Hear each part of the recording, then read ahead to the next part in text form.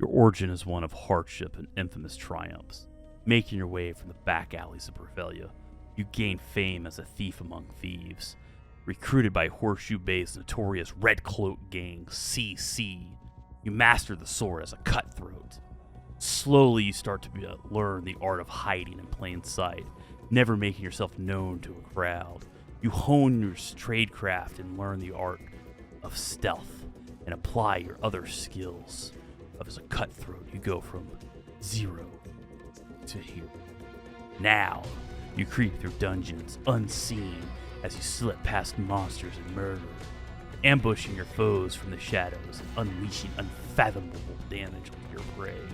You are Assassin. And while this sounds like a beginning of a new Netflix series that will end only after one season, it's not. This is your story.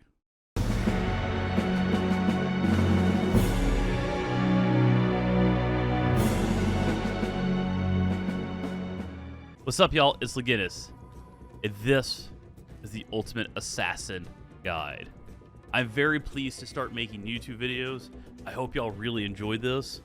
So the goal of this content is to give an overall comprehensive video starting from I just started playing UO Outlands and I want to know a little bit about it, all the way to in-game builds. So what's in this guide? Well, for starters, we're going to give an assassination overview, just to be able to tease the build a little bit and some of its core mechanics and how it plays, just to find out if you actually like this build. Next, we're going to talk about some things to consider, specifically if you're a new player. Then we're going to start off about talking around your journey starting off. We're going to talk around character creation. We're going to set up your user interface.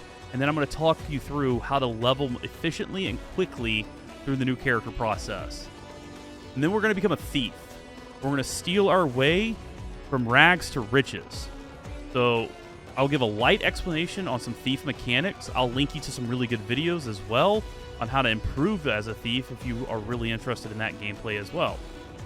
Also, we're going to talk about what rares to steal. So being new to Outlands, I anticipate you don't actually know what the items are.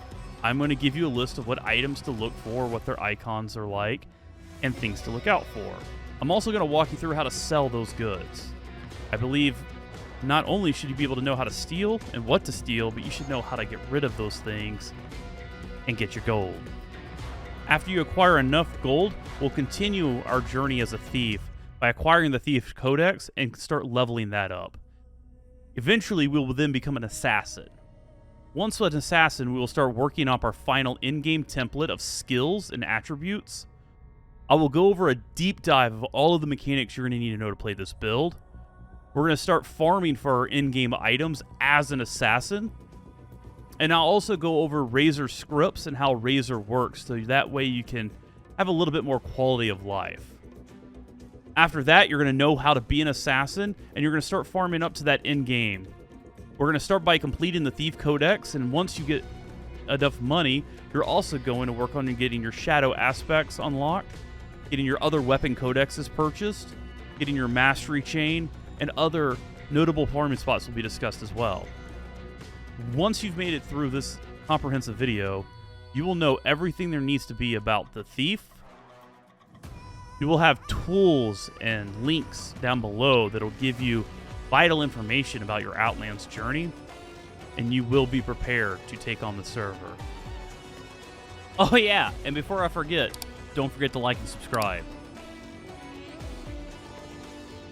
So let's talk about the assassin. The assassin plays simplistic at nature, but it has complexities in it. The simplicity part is it has a very easy rotation to understand. When you backstab mobs, essentially you unleash a hell of a lot of damage onto them. At most times, you'll be one-shotting monsters. And for the monsters you don't one-shot, you'll eventually be able to clean up within a second backstab, and sometimes, at worst cases, a third.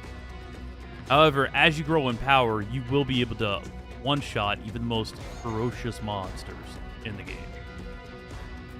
So this build revolves against a very simple combo again. You backstab and hit your mob, you hide, and you stealth. So when you backstab, how this build works is you essentially go into what I like to call Super Saiyan mode, where you get an increased amount of damage, hit accuracy, and damage reduction. However, the build's not intended for you to stand there and necessarily face tank. It's there for you to get just enough damage to where it applies to your backstab for increased damage, and you can get another 1 or 2 hits off to maybe proc a shadow aspect or give you enough survivability so that you can reset, hide, sneak back up, and backstab your enemy again. So if you think this is the build for you, if you like seeing big numbers, if you like one-shotting monsters, keep watching. Man, you're in for a treat. Because once you get to the top, once you get to the end of the end, this is what you'll become. 真の最強をその身に刻め。これぞ我が最強。I am Atomic.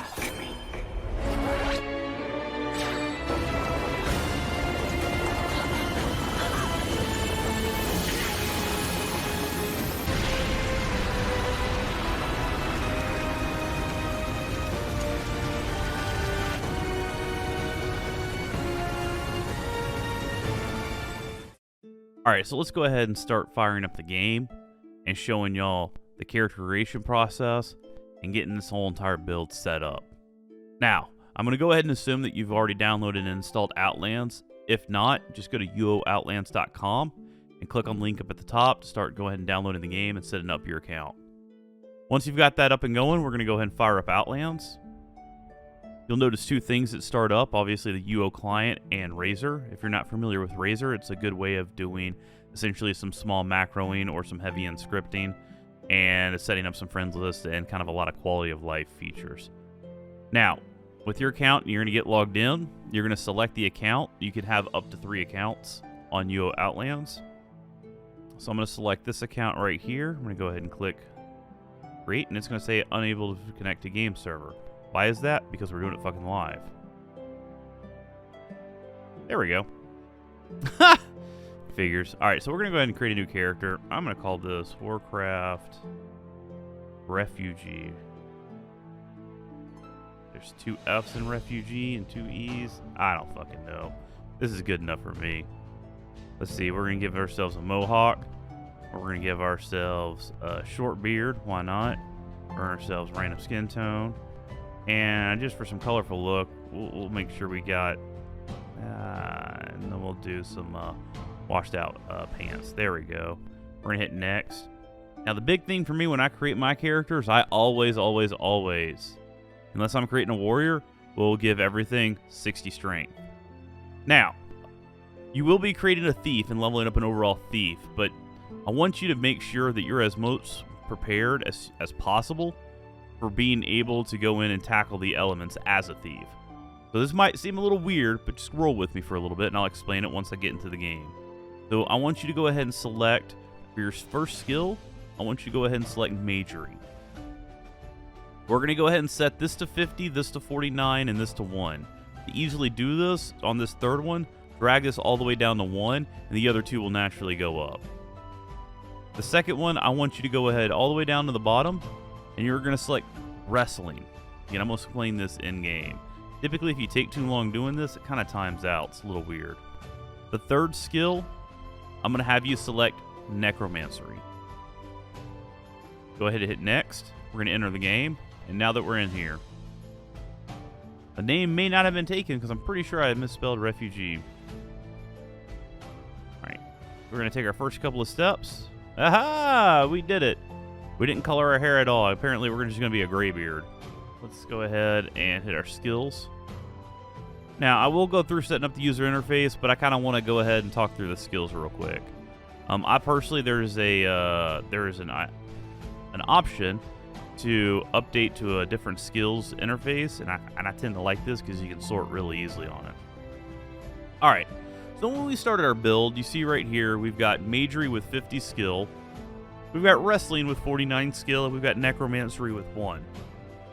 That seems so odd for a thief. I'm supposed to be moving through the shadows, Legenis. I'm supposed to be stealing stuff from people, backstabbing people, murdering people. Why am I a mage? I'll explain.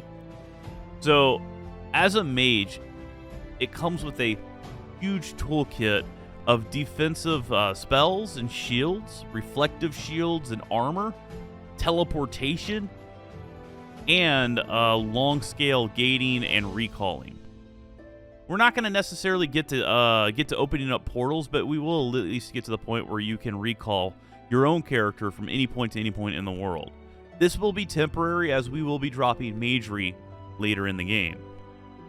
And for any UO veterans that's joining Outlands for the first time, you're going to go, why would we work up magery, one of the most expensive things to do, just to drop it later down the line? I'm not going to do that to you. Trust me, magery is going to be done in probably the next 15 minutes. We're not taking it all the way to 100. We're going to take it to a soft cap of 80 in the new player environment. And that's going to give us enough of our toolkit to where essentially we're going to be able to use all the defensive capabilities of the mage. So that way when we're stealing from monsters or stealing from players, we have extra defensive capabilities to escape or take hits a little bit softer. So that way we can live through some of the tough content in the game. So it's essentially going to add to our defensive capabilities. Wrestling, again, we worked up wrestling just a little bit so that as we go up and we steal from monsters or players, but specifically monsters, and in the opening game, I want to make sure that you have all of the defensive capabilities in your arsenal. So what wrestling is going to allow you to do is essentially, yes, it will technically increase your chance to hit monsters, but we're really looking at it as when you have a melee skill equal to the other monster's melee skill, each creature, you and them, have a 50% chance to hit each other. Which means the monsters have a 50% chance to miss you if you have an even skill shot. It's something like that. If anybody wants to comment below on the actuality of what that math is, let me know. But overall, it's going to make monsters hit you less. And that's the takeaway from this. And Necromancy. Why Necromancy at one skill? Again, we're not summoning the undead. We're not part of the occult. We're thieves. We're assassins. Alright. So, two things, especially from a new player perspective. As a Necro, you will start the game with a package right here in your bag. Now, the reason we chose Necromancer is a few things. A, it gives us a little bit of extra of these stones right here. And B, it's going to give us a Necromancy book, which is really, really cool. The biggest thing is right here, a spell stone. So, the spell stone is something you can only use while you're a new player or a newbie. And it has 1,500 charges. That means the next 1,500 spells that we cast while on this island do not cost reagents at all. You typically will only get 750 of these when you choose Magery, but by choosing Necromancy, it gives you an additional 750. So we're going to double down by only having 1 point of skill that we will drop. We're going to double down on our capabilities to cast spells as a new player, and it's going to give us extra intellect gems. Each one of these little blue gems will give you plus 10 to intellect, which is a big reason why, and I'll go over the menu, don't worry. So if you drag and drop, click and drag, on your character, you'll get your health bar, and then if you double click it, it'll open up more of the attributes. So right here, this little guy flexing his arm is your strength, and you can see here you have 60 strength. This is what we selected during character select, and then you have 60 hit points. That's how the hit points in this game work. For every 1 point of strength, you get 1 point of hit points. You have a base cap of 100 strength that you can go up to, or 100 of each one of these attributes. You can drink potions and other buffs later in the game, and there are other mechanics to exceed past the 100 limit. We'll get to that later, or in another video. So, what we're going to do, overall, is we want to make sure our strength will get up to 100, which is why we started with 60 strength. Dexterity, we will be working that up later, but we're not going to focus on dexterity right now. So we're going to go ahead and kind of lock this. We're going to circle back later in the video of when to unlock this, and we're going to shift some things around. Primarily, what I want you to work on is strength and intellect. We want a mana pool to be able to cast our spells. So luckily for us, because we started with our inventory here, and we got our backpack, we're going to go ahead and double click and consume all of this stuff. Let's uncheck that, consume that, and then we'll consume that. So now we're at 70 hit points, we have 50 mana, and we have 20 dexterity. So we're going to lock dexterity for right now. We're going to let these two go up. Overall, you should be able to go up to 225 points. I think it's 225. It might be 220, but 225 total points. So you can do 102 and then 25 in the third. All right. Another big reason why I wanted you to get Necromancery is you get your Book of Necromancery, which is blessed. And essentially, this is the book that you'll need to be able to cast necro spells in the game. Yes, we won't be a necromancer, but if you do decide on a different character later down the line to want to play a necromancer, but you didn't start with necromancery for whatever reason, hey, you got a book. It was free. This is usually about 5,000 gold, so I'm just saving you a little bit of money. We're going to go ahead and move some stuff around, get some of the stuff in our main inventory right now, so that way we don't have to worry about opening and closing these bags. Just drag and drop, and just drag and drop, and go ahead and close these out. All right, cool. So, what do we need to do to level up our thief? What we're going to focus on is a couple of the core game mechanics. A couple of the core skill mechanics for leveling this up. So right now, we've got our wrestling, we got our magery. We're going to work both of those up. We're going to work magery up to 80. Wrestling, we may just leave here at 49. That'll give us a little bit of a chance to dodge attacks, essentially. Meditation, we're going to leave pointed up. Let's go ahead and click on the arrow next to Necromancery and point that arrow down. So, how skills in Ultima Online work is you can do and level up any skill you want in the game. However, you have a finite amount of points. You can do 700 total points. See right here at the real cost right here, I've got 106.5 points spent. So I've got, just under 600 points total left that I can add into this character's toolkit. So overall, things to be conscious about is as you do certain things like meditate in game. We didn't pick meditation when we created this character. However, this character started with some mana, and when we increased it, we automatically gain in meditation, which is our mana regeneration. So you have to be careful about your points, or your skills, specifically your skills that you don't want to level. They will level up. Now, don't go right now and start pressing all of these as down arrows. There's a quick way to do that. We're going to do that later on in the build when the time is appropriate. Right now, just leave everything as is, but you can go ahead and get a knack for this by clicking on Necromancery, up arrow, and turning this to down. If you see this little icon right here, it's a lock. That means we've locked a skill at a certain rate, and it will not go up, and it will not go down. And that's useful as you get your skills to where they want to be at an in-game template. You don't always have a need to get your skill up to 100, which is the max a skill can go. Sometimes you may leave a skill at 80 so that you can peel those some extra 20 points into another skill. And you'll see that within this build when we get to the final template. Alright, now that we've got this up and going, we're going to go ahead and move this right over here. Alright, so one big thing we do before we start our journey, we're going to go and we're going to customize the user interface.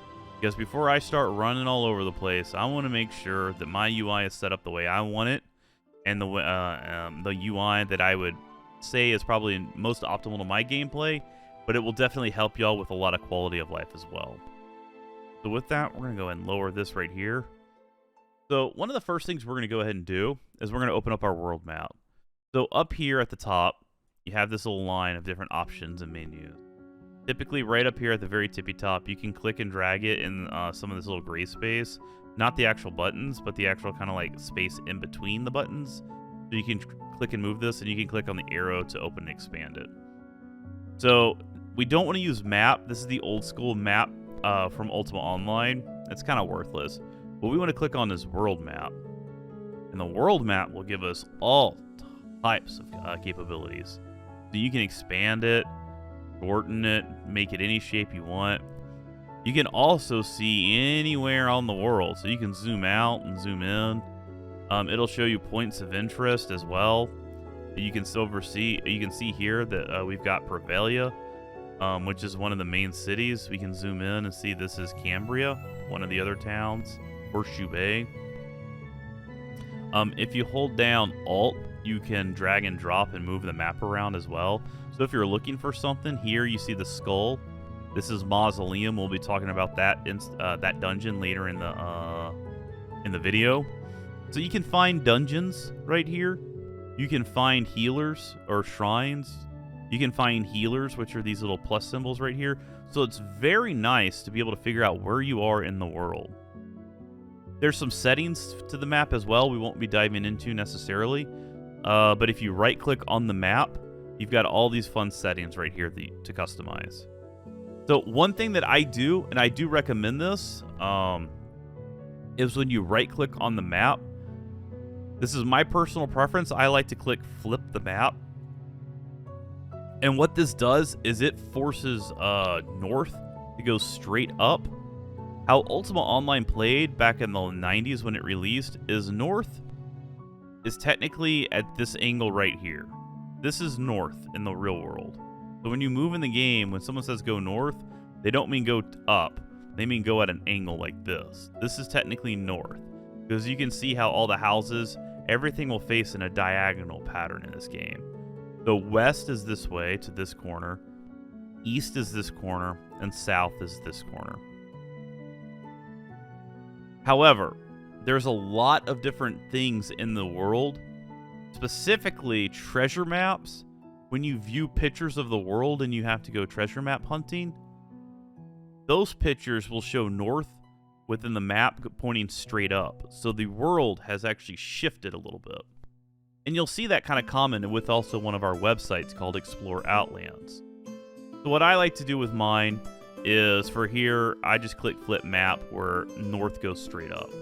So I know in game where north is from a direction perspective, but here specifically is I kind of like this. This is personal preference. All right, we're gonna go and we're gonna make this about this size.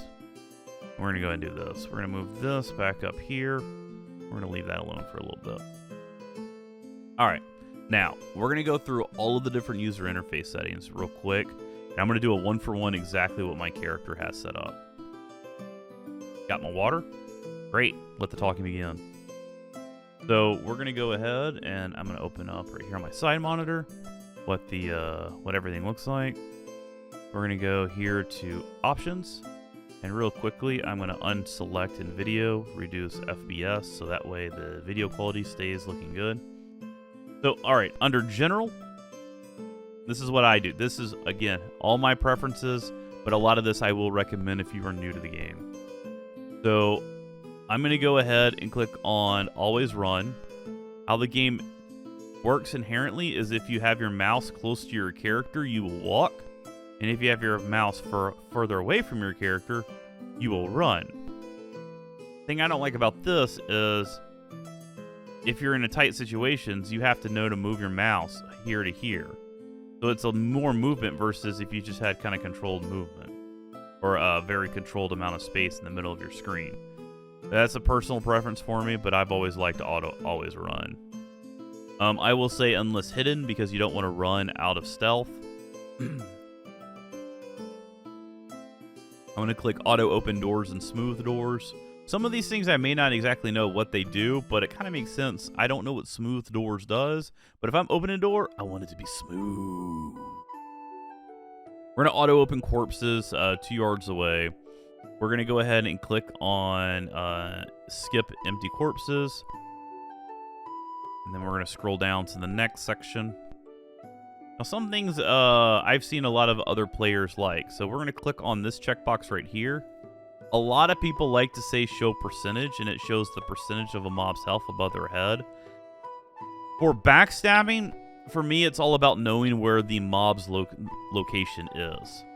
So I have it to where there's a bar, or I'm sorry, a line, and it'll show, I'm going to go ahead and click apply, and you can see, it'll show lines underneath everybody's character. So it's a good thing to note when you're playing a backstabber.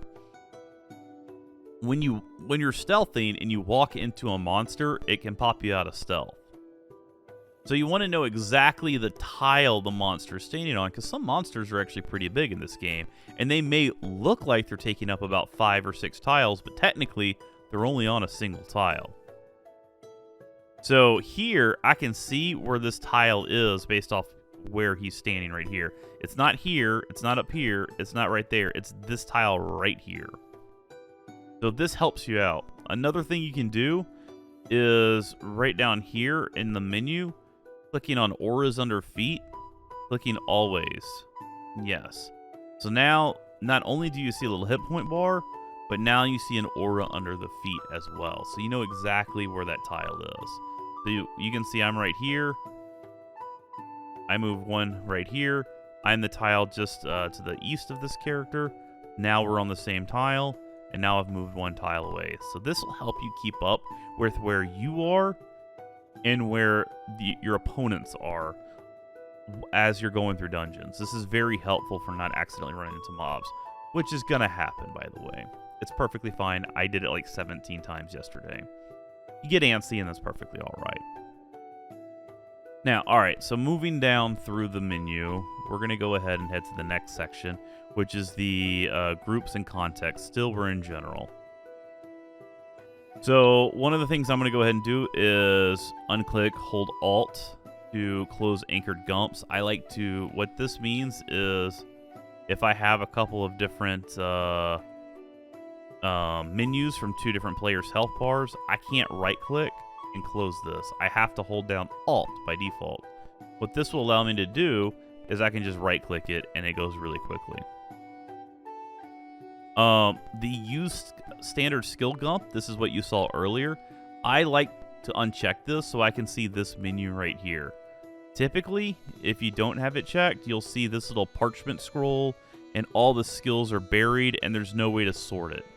So you will then, sometimes you can, what players will do is they'll create a custom group and they'll click and drag it. And my God, it's a pain in the ass because you're only going to deal with at most 9 skills on an entire character.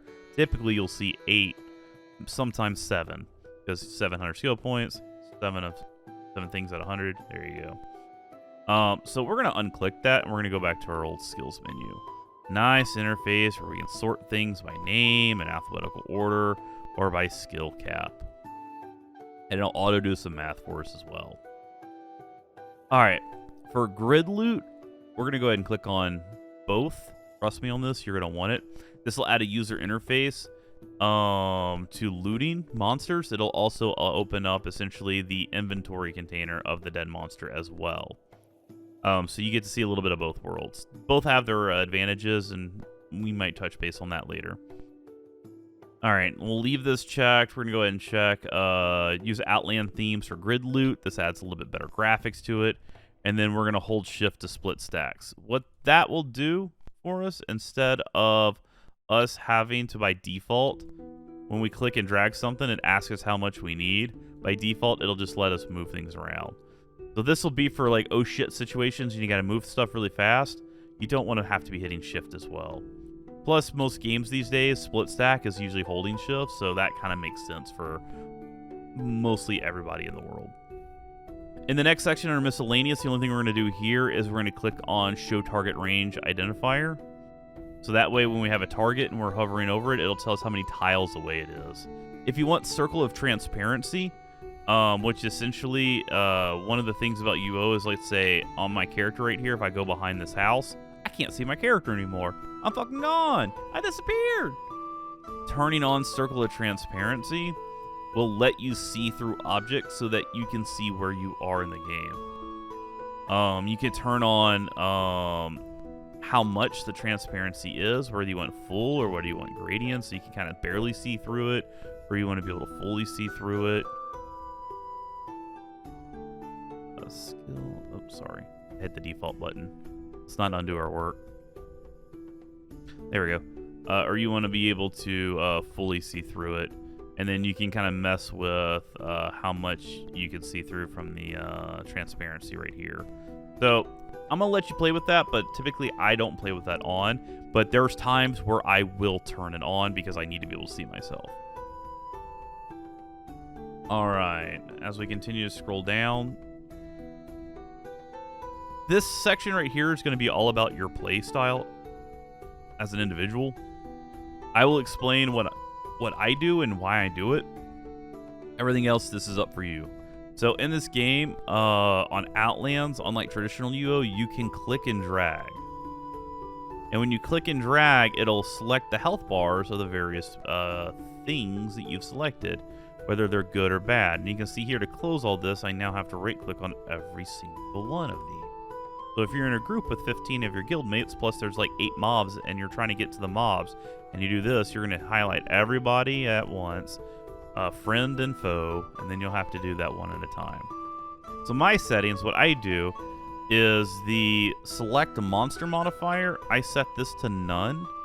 None means when I don't do anything, to my click and drag, so I'm not holding down Alt or Control, this will only select monsters. So if I'm trying to just get monsters real quick, because typically this is what we're going to do. This is a PvE stream. We're going to talk about killing monsters.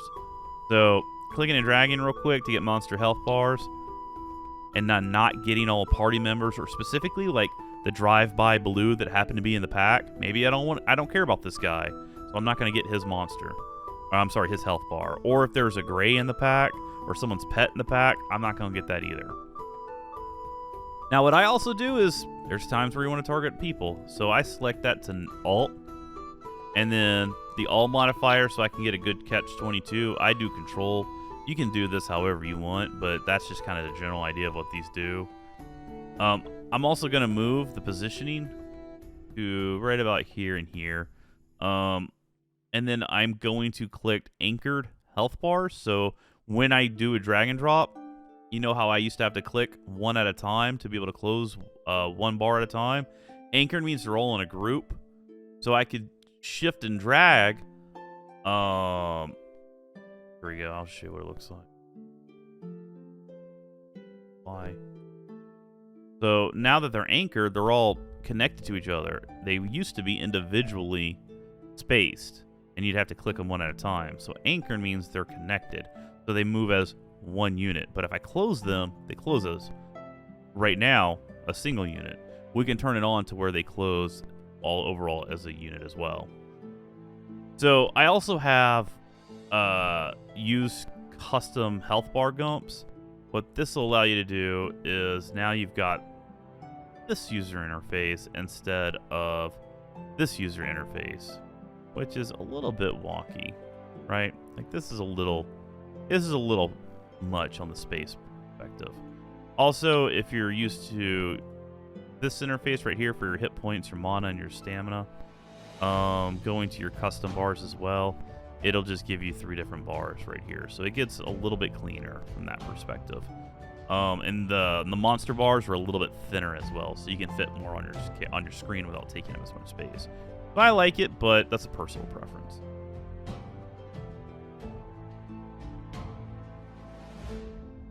Okay, let's see here. And then I also will do... You can do close all anchored gumps when right-click on a group. I believe I actually have that selected. I might have forgotten it. Yeah. So right here, if you have a group right here in there, if you want to just close one at a time, you can. If you want to be able to close the entire thing, you can as well when you click this right here. I'm going to leave that unclicked because apparently I like that. I used to just have the other one clicked by default. So I just improved my own interface. There you go, guys. Alright, so we're done with that section, and at the bottom right here, if you don't like to see trees when you run through forest, like right here in this corner, if you don't like to see trees and you think they're busy, you can set them to show them as stumps, or worse, show them as blocks. The blocks will essentially take up an entire tiles. This is more good for PvP. Some people like this. I'd rather have the game look pretty. So anyways, those are personal preferences right there to play with. Sound, this is where you edit your sound options right here. We're going to skip past this. This is pretty obvious.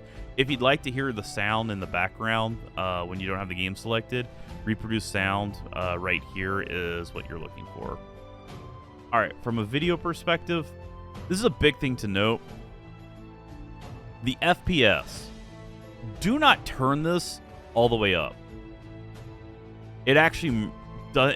It doesn't really work that well, and B, it will murder your graphics card. It just kills it. It tries to do something that the game's not really made to do. I think about 98, 100 is about a sweet spot, if you ask me. And this is a 30-year-old game, so who really cares?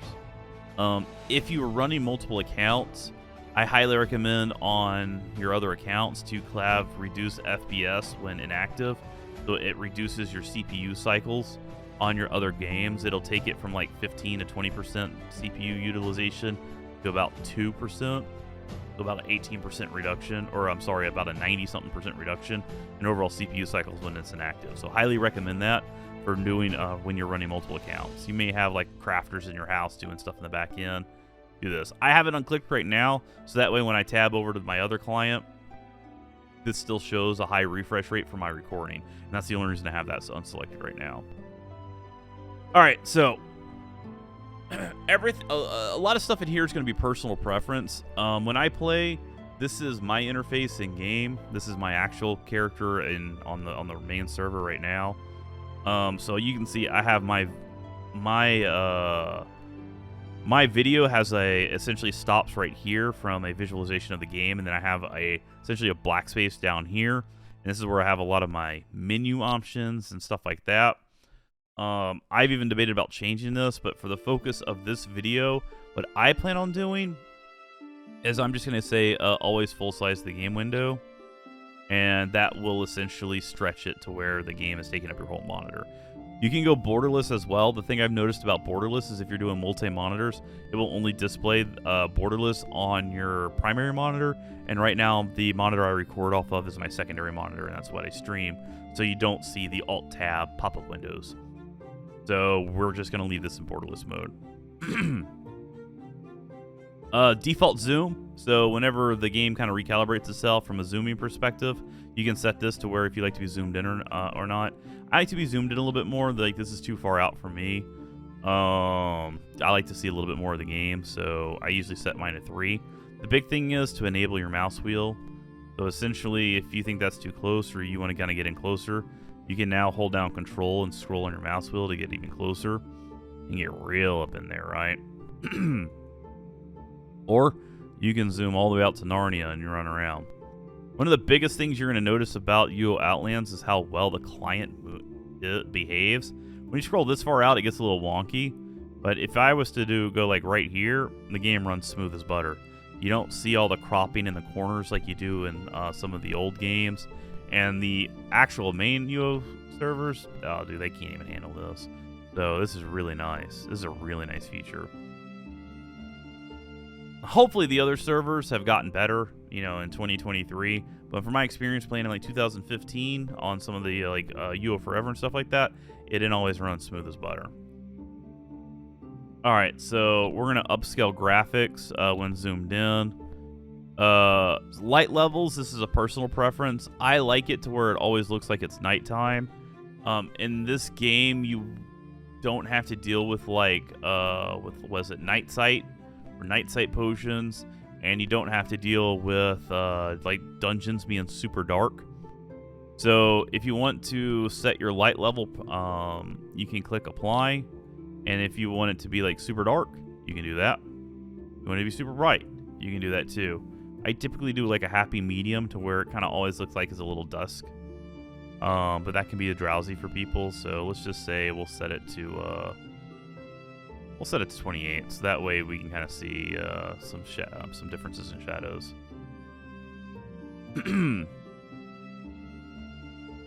Let's see here. Going down to the next sections.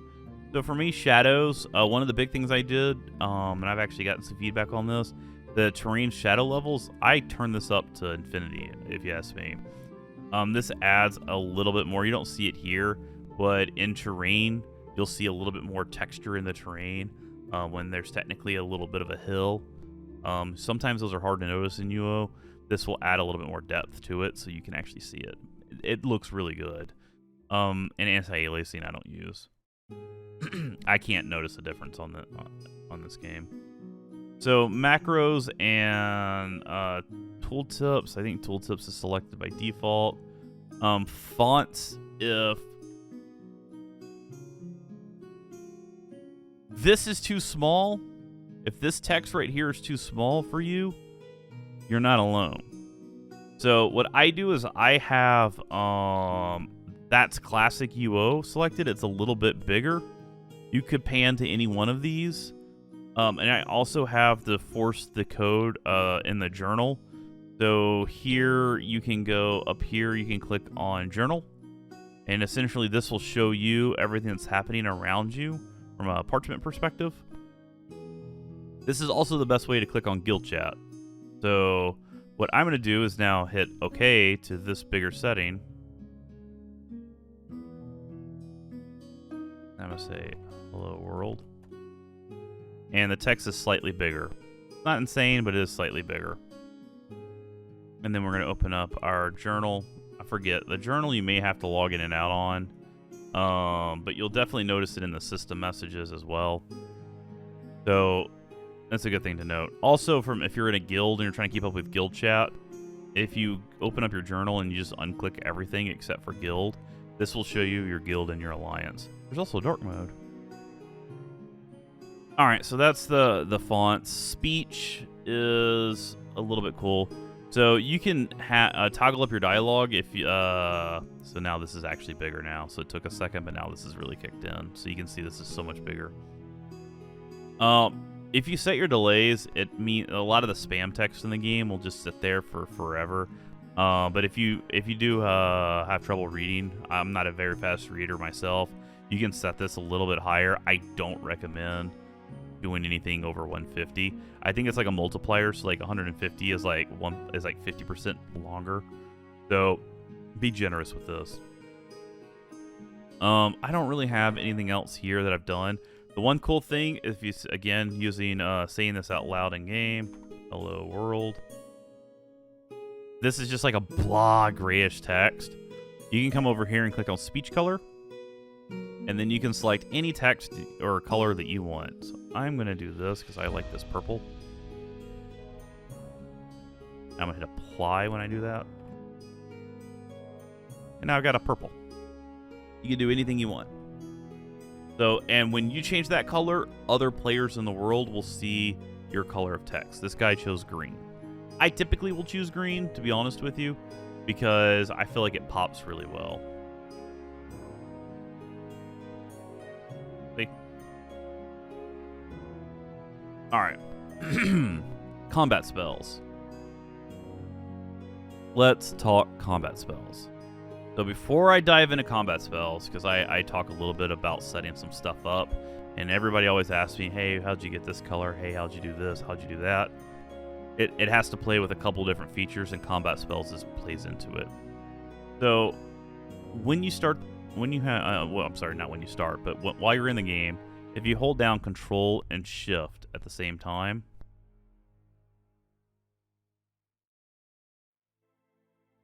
there it goes. I don't know why that wasn't working. If you hold down Control and Shift at the same time, you'll see all these different icons pop above everybody's heads and all the different things, okay? While you're doing this, you'll also see this little menu pop up somewhere on your screen. For me, on the new player, it was on the top left of my screen. What I want you to do is on that menu, you can drag and drop it, but I'm still holding down Control and Shift. Go ahead and click Keep Open. Now you can let go of Control and Shift, and the menu will stay open. And go ahead and click Always Active, and that will turn this thing on, so you don't have to hold down Control and Shift. I know, a lot on the screen. We're gonna clean that up, and we're gonna make this very, very, very, very, very tight. Trust me. Just leave it here for a second. Go ahead and click on mobiles and corpses. It's clean enough right now. That'll get rid of half the clutter. We're gonna tighten it up a little bit more here in a minute. So you'll notice that now you can see Warcraft Refugee. You can see everybody else's name. My biggest problem is the monsters in this world, or criminals in this world, are what we used to call gray.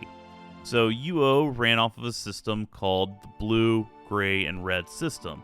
Reds are murderers, blues are innocents, and grays are criminals that have not committed murders, and they're not permanently flagged red. And there's a whole thing about that. I'm not going to go into how that system works. But I'll explain where we're going here in a second. So for me, I just ran past that Mongbat. I didn't even see it. Like, that's a gray. You can see, you can't really see the aura under its feet. You can, but it's like, Like right here, you can't really see that aura either. A wounded harpy. And sometimes, to me, it doesn't pop. I mean, I'm hitting 40 here soon, and I must be me getting old. So, bringing it back to combat text, or combat spells, changing the settings in here will allow you to change the colors of the default blue, gray, red system. I have a preference to how I like it. So for me, I don't like friend being green. It's a little too aggressive for me. This is like guild members essentially, or alliance members. I have this set to blue. But I have innocent set to teal. Now hit apply. Actually, I don't know if it's that aggressive of a teal. It might be technically that one right there. Whatever. It's whatever one you want, really. So now I can see people's names. This is definitely not the teal I use.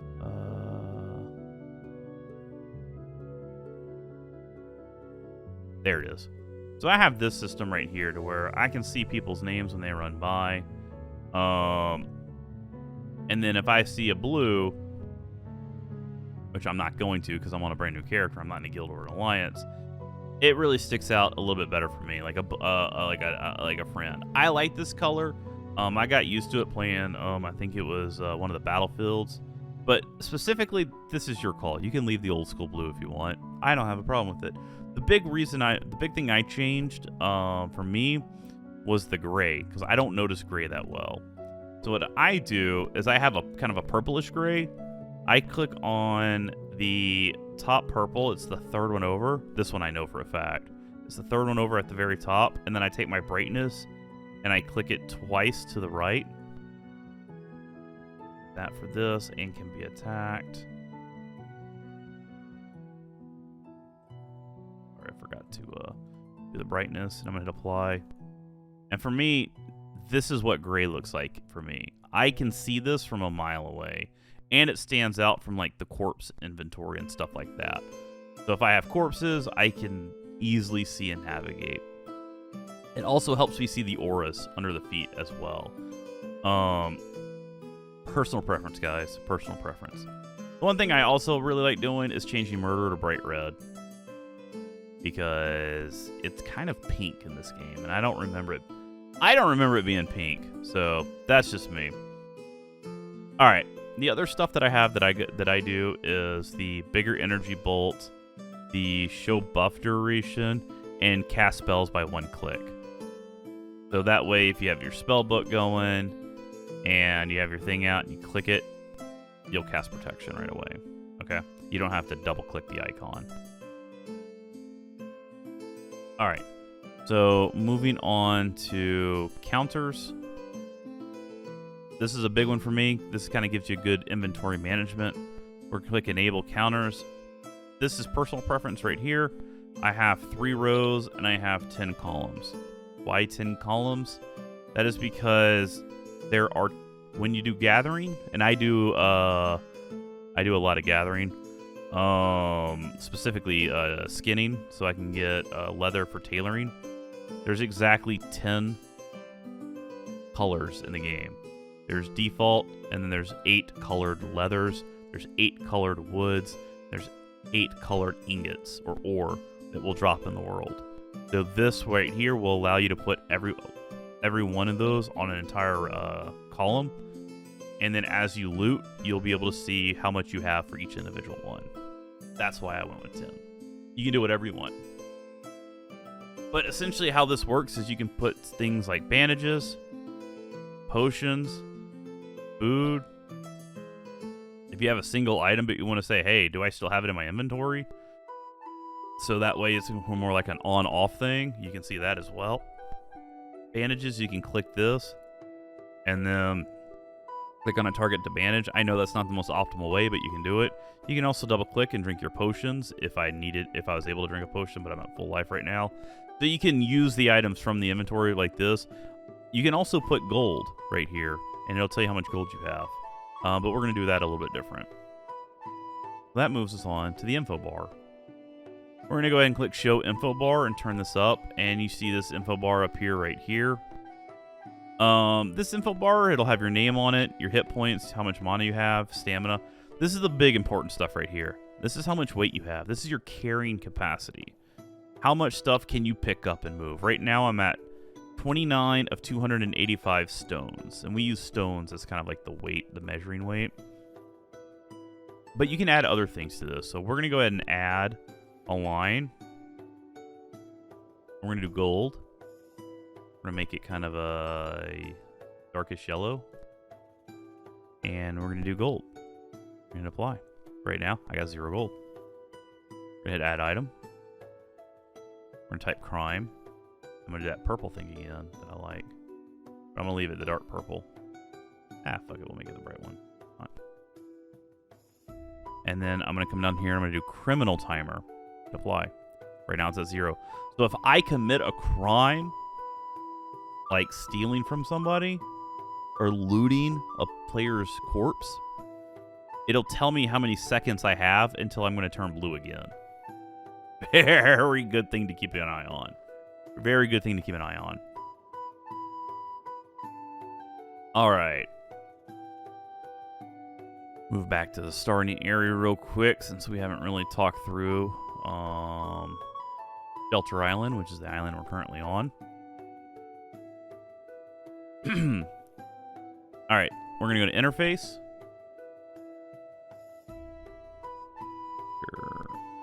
Also, yes, on your info bar, if you end up becoming a tamer, I recommend doing, and you don't have to do this for your thief, you can click on followers.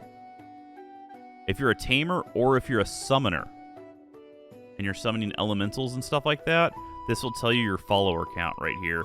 So you can tell how many more pets you can summon or where your taming is at.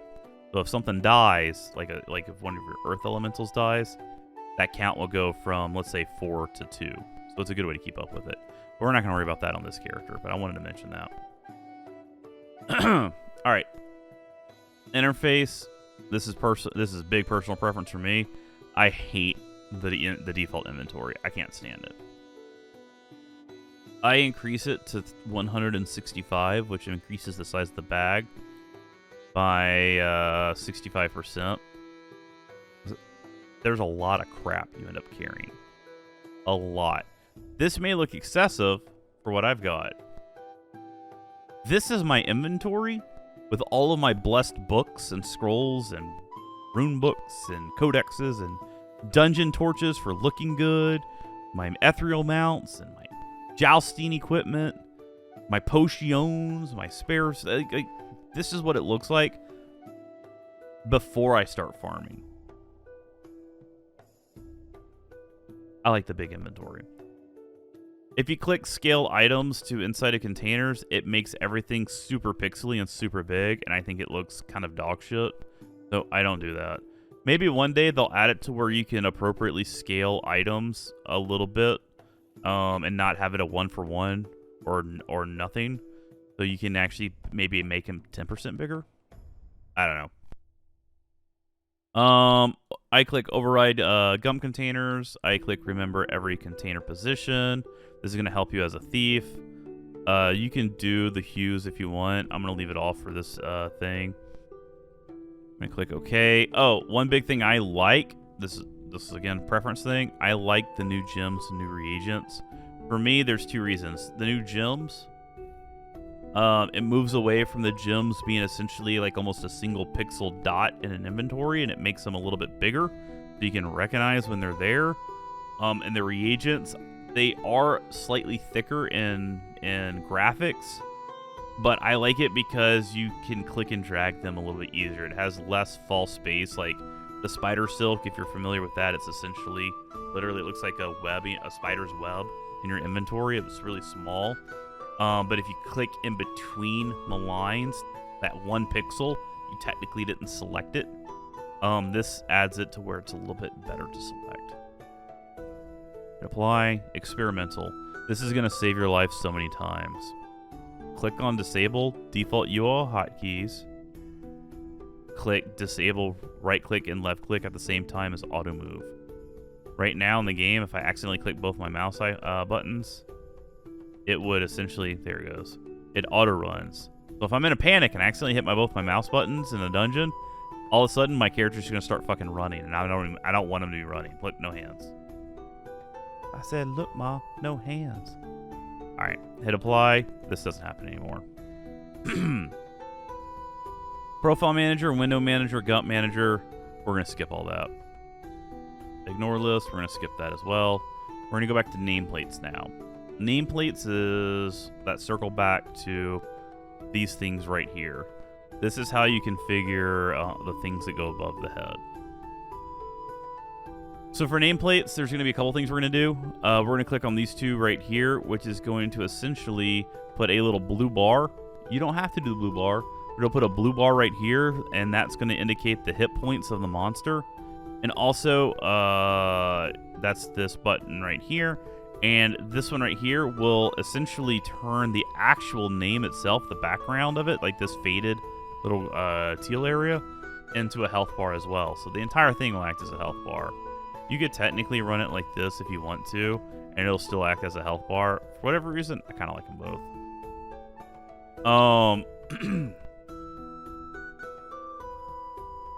Let's see here. All right. We're going to go ahead and hit new entry right here, and then we're going to call this PvE. So right here. This is how I play when I go into dungeons. I have Golden Doubloon selected, my own corpse selected, special self and party members so I don't see followers. I'm going to click on show everything, and I click on show me everything except invulnerable crap. But you can just go ahead and click on invulnerable, why not? And apply. So if you want it not selected, this is the difference. Right here. When you're running in town, you won't see, like this guy right here, you won't see his bar above his head. If you have it selected, you'll see all the invulnerables. This is really nice when you're outside in the world and you're running past vendor houses and there's a billion vendors on the house. You won't see all the names above their heads. I usually have a setting that toggles between essentially this prefix and then essentially this entire thing, but with the invulnerable selected. So it's just a button, and you can see right here, PvE just got added to the list. So if we go PvE plus invulnerable.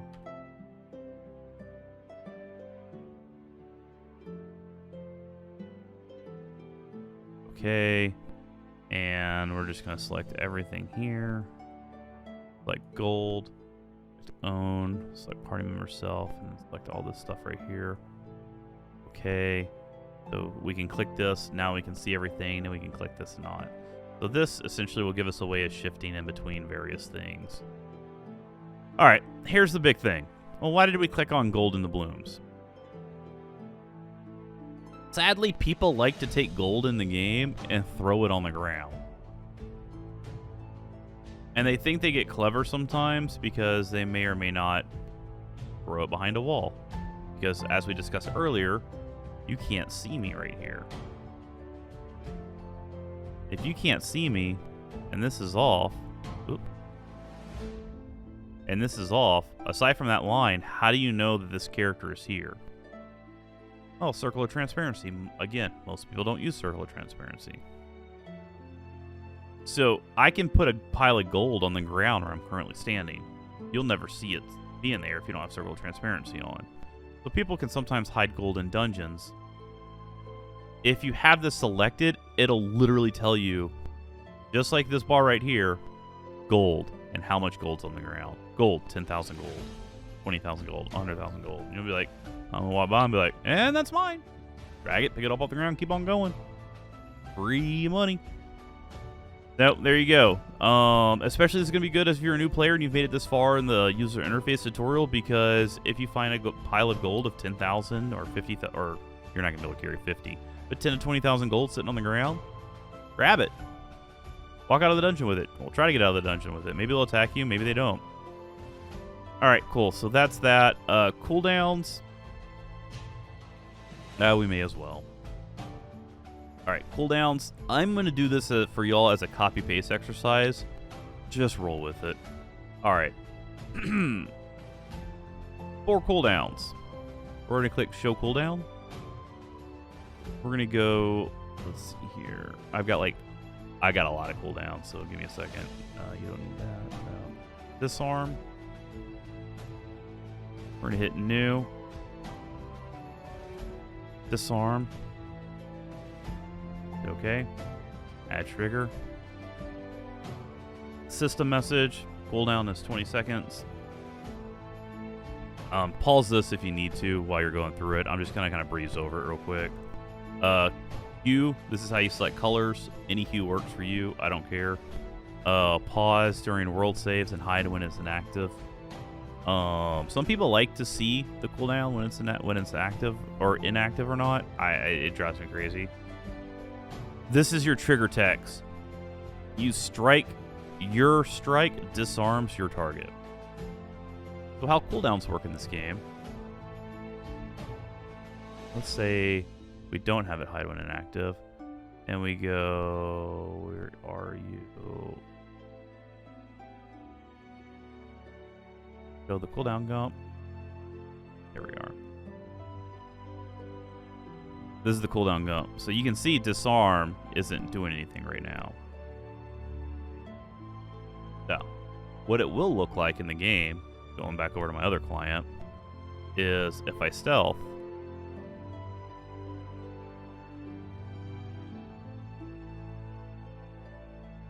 Sorry guys, give me 1 second.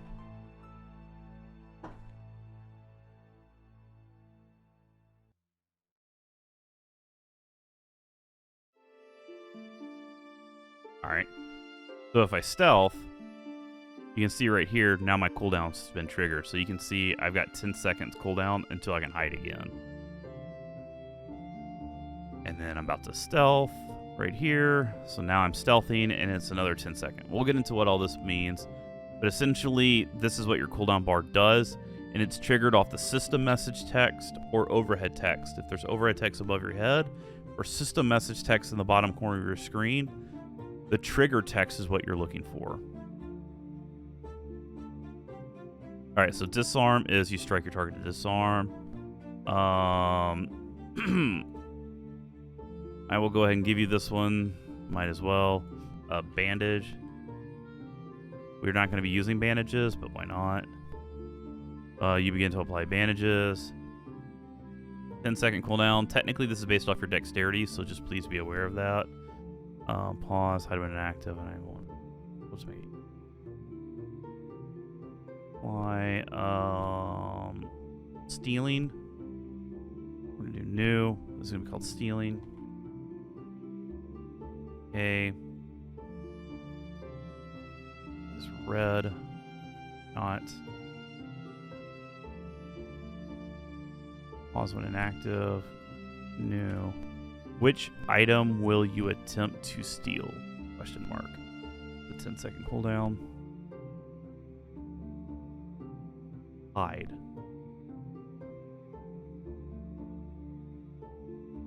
Alright. This is a little bit more important right here, so pay attention to hiding. Color it real quick. Click on this stuff real quick. We're going to add a trigger. You have hidden yourself well. 10 seconds. Very important. Don't close the menu.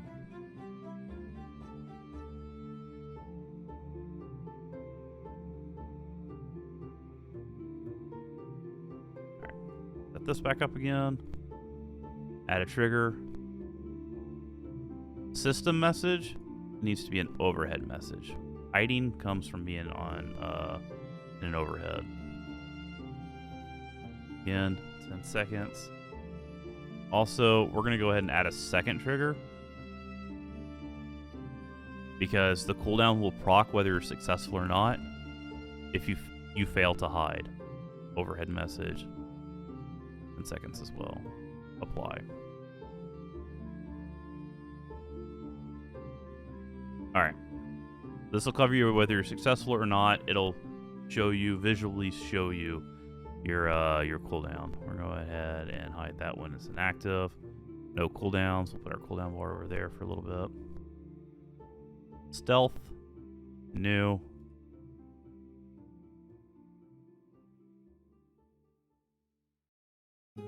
A lot of cooldowns. We track a lot of cooldowns here. Stealth. It's also seconds. Orange.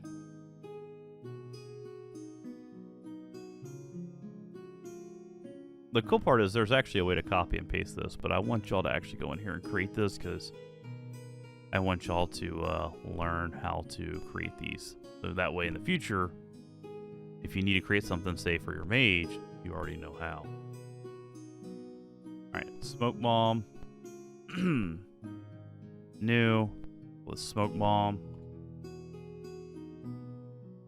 Okay. Add a trigger. Smoke bomb used. 120. I will give to the fun purple. Okay. This is very important right here. This one is going to save your life so much. Tracking ripped.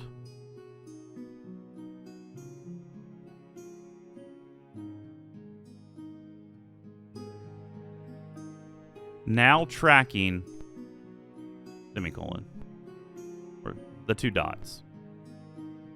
Put it on 20 seconds. I have it set to, I think, like a peachy red or something like that. I don't know. It's whatever you want it to set to at this point. So this character will, at its end state, have tracking. So it's kind of like a radar system where you'll know when someone's coming up on you. And it'll have a skill high enough to where it should be fairly accurate the majority of the time. And how this will work is it'll put a little arrow and say, hey, there's someone here. The arrow you don't always notice, but they're also giving you a system message.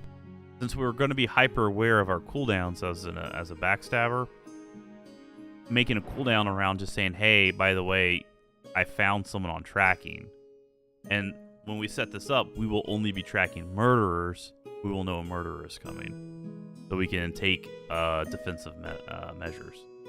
And last but not least, I'm going to be calling this Super Saiyan throughout the entire build. So we might as well just go ahead and do that. Super Saiyan.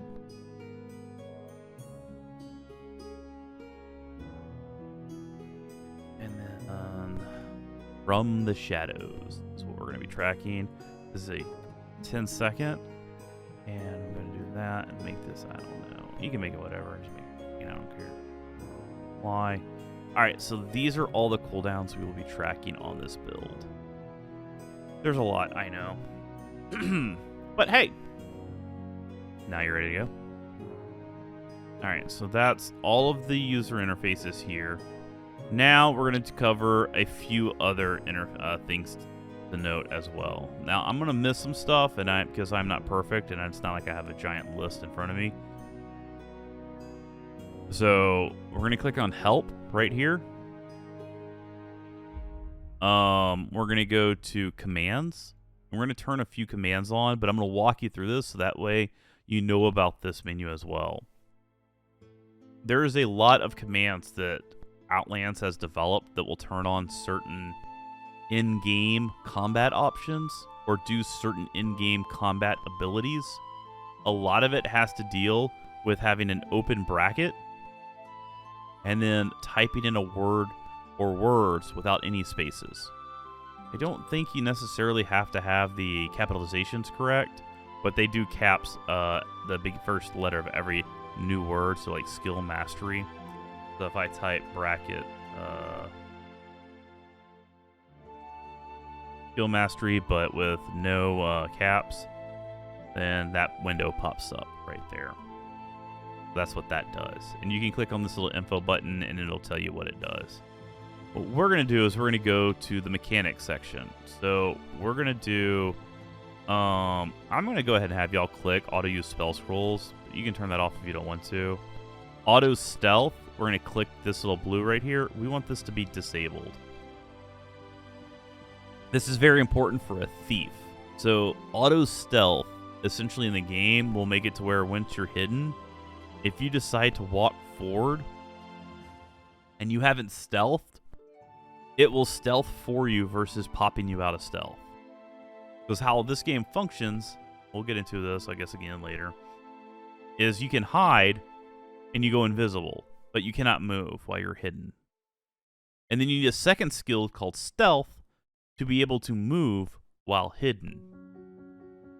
Auto stealth will say if you move but you forgot to click on stealth, then it'll stealth for you automatically and you won't pop out.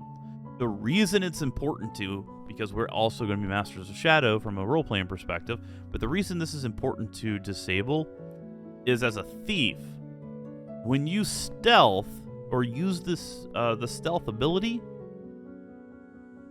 then it will trigger that 10-second cooldown. How stealing works is you cannot steal while any of these other 10-second cooldowns are happening. So if you hide, it's 10 seconds until you can steal. If you stealth, it's 10 seconds until you can steal. So if you're stealthing up to somebody and you accidentally take a step, sometimes it's better to pop out of stealth so you can still steal from them than it is to invoke the cooldown again and then the guy ends up running away or to the next monster or decides to leave the dungeon during that 10-second window, which will happen frequently. So turn that off. And you can see right here it's disabled. Disarm, we're going to go ahead and click that once and it's not going to work. We're going to make sure, and if I forget to say it later, I'm going to say it right now.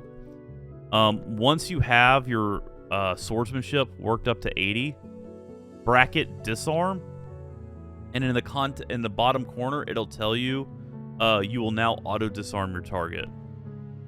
And bracket hamstring, you will now auto hamstring your target. These are two very important things. I want to make sure I say it now, and I should circle back on this, but I may not. So I'm going to go ahead and say it now while I'm thinking about it. Oh, hell, there's a whole other suit right there. Ah, thanks, man. Yeah, might as well equip that.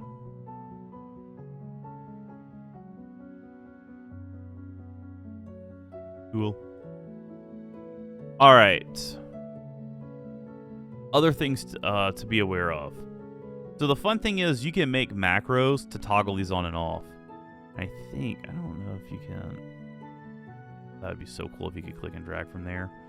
So if you wanted to go and to create a macro for this one right here. So prevent criminal healing. So if you heal a criminal, it'll make you a criminal yourself. This is currently allowed. If you want to disable it, it'll just say settings are prevented. You can also type prevent criminal healing. This is the important one as a thief. Prevent criminal looting. UO is a sandbox MMO that allows you to do anything you want to do. It's full player agency. When someone kills a monster, if you want to, you can go and loot that monster before they do and take all the shit. If you do that and you're not in their party, you will become a criminal for the next 180 seconds, I believe. It's 100-something seconds. It's like 3 minutes. It's like 2 or 3 minutes. One of those two. I don't know. Then anybody in that dungeon can open kill you. So you can imagine you're walking around. You've got auto corpse on because we auto open corpses because we turn that on. Looking at the corpses, looking in at the loot, doesn't flag you. Single selecting an item within the inventory, not the grid. The grid will loot. But on the other inventory, just to see what the item name is, you're good. As long as you do not pick up an item. If you pick it up, even if you don't put it on the ground or put it in your inventory, if you pick it up, that's when you flag. By default, this is allowed. Now, as we make our way through our journey, you will become a thief. You will become a dungeon rat for a while because you're going to have to get money. You will play with this setting. At any point of time, you may turn it on because someone dies next to you. We're thieves. Even as an assassin, we're technically still thieves. Just because we're not stealing from a living person doesn't mean we shouldn't steal from a dead person. I mean, come on. What I do, this is just me. I go into macros. I click new. Criminal looting. Okay. You can say, click say. Then type open bracket, prevent. Criminal looting. Apply. Create a macro button. Create. So if I click this in the bottom corner of your, when you click this in the bottom corner of your screen, it will say criminal looting will now be prevented, or criminal looting will now be allowed. So if you can toggle through it as much as you want. There's no cooldown. I'm going to leave mine to prevented right now. Also, what I plan on doing is turning criminal healing as to prevented. I'm a thief. I ain't a saint. If you're a criminal and you run by me, I ain't healing your ass, and I sure as shit don't want to die. I want that on. All right, let's see. Let's make sure there's anything else. Lower weapon. No.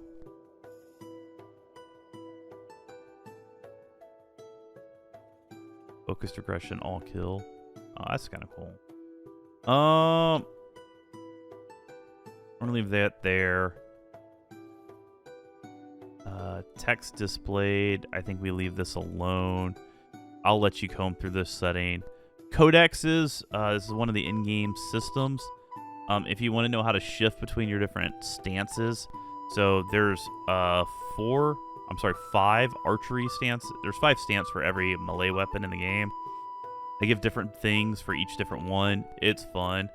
You have a Codex hotbar, so you can manually click through it if you want to, or you can macro through it, which is like if I want to click on arcane, that is bracket archery ammunition 1. Very generic, I know. However, bracket Codex hotbar will bring open the hotbar, and then this is bow. And then I know maybe you can see it, maybe you can't, but like right here, there's a symbol, and this is a fencing weapon. That's the mace. That's the shield. That's the sword. So you can really see the user interface right here. And these are the finishers. Once you have the finishers unlocked, we're not going to worry about that until later in the video, so I'm just leave that alone. I think that's it from this perspective. Look, guys, that's the user interface. I know, that's a lot. That's a lot. I'm fucking with you. We're not done yet. All right. Now, we're going to go into Razor. And we're going to customize Razor real quick because there's things to do in here. The cool thing is, you're going to do this one time and one time only. Per account. Per character. It's so much fun creating new characters. All right, so you'll have a profile right here. It should be on default. This is what I recommend you doing right now on your brand new character. Click clone. And then type in whatever you want the name of the profile to be. I usually just type in the name of my character. Say Legenis. See? There's Legenis. And then hit OK. Then go on this drop-down menu right here. Or hit save. Always hit save. No, don't always forget. Always hit save. Then go and select the profile you want. And it'll say load profile. You select yes. We're going to go back to the... Go back to Legenis stabs. That's my assassin build. Alright, so that'll be a clone of what you just had. Okay? Don't do new. Do clone. Do new. Or if you did new and you look in your game and it's super fucking dark because you click new. Delete that profile. Go back into default. Hit clone. And then do that. Alright. And if you did hit clone and it's super dark, it's your light levels. Go turn it back on under video settings. Alright. Here we go. I don't know what I've turned on and what I've turned off, but this is what my shit looks like. So, if you need to pause it to compare, pause it to compare. I will tell you that some of the stuff that I have done. Range check last target. Unclick that. That will if you, this essentially says if you target something and then you move 12 tiles away from it, it's going to say, oh, you've walked far enough away, you don't want to target that anymore. Thievery, when you steal things, you set a target, and then you steal last target. If you set a target, and then the player moves 12 tiles from you, it will clear that target queue, and you will no longer be able to run up next to him and steal it really quickly. Uncheck that. I will be linking you later in the video to the Thief Masterclass. It's about a 2-hour overview of how to be a thief. Watch it if you want. I'm going to be giving a slim version of that. But I know that's one thing you want to uncheck. And one of the things he covers is, guess what? User interface in Razor. Auto object delay, there's some trickery to it. I'm not going to get into it. So essentially make sure the shit I have clicked is clicked, and then make sure the shit that I don't have clicked is unclicked. So go ahead and set that up now. Additional options, same thing. Just pause it real quick and make sure your shit looks like my shit. Display counters. This is a big one. Display counters, the submenu under here, click on counters. Unselect, I don't care what build you are. Unselect auto search new containers. There's a meta going around where people are trapping, explosive trapping containers, like a chest, but they're not locking them. And with Razor, by default, this is selected. So you have this selected. If you pick up one of those containers, Razor will auto-search it, open it, it'll trick the trap, and you'll instantly die. And then someone's going to loot everything on you. Unselect that. Bandage timer, don't worry about this, you're not going to be bandaging. Overhead messages. I'm going to briefly go over this. You will have to figure out the pattern that I am doing here and get caught up. So, when you stealth in the game, when you do things in the game, alright, so when you move, now it tells me I have 22 stealth steps left, 21 steps left, 20 steps left. It will tell you by default over in the bottom corner of your system messages. Let's just say one thing. You're not going to be looking in the fucking corner of your screen while stealthing around the dungeon on your character, trying not to touch a mob. Because if you stealth into a mob, it'll pop you out, and you're no longer invisible. So you want to be able to stealth around, right? How to get the system working, and then equally, as you stealth and your steps get lower, maybe you color code them, right? When you run out of steps, it tells you to stop. This is the system I'm going to have you set up. So, over in Razor,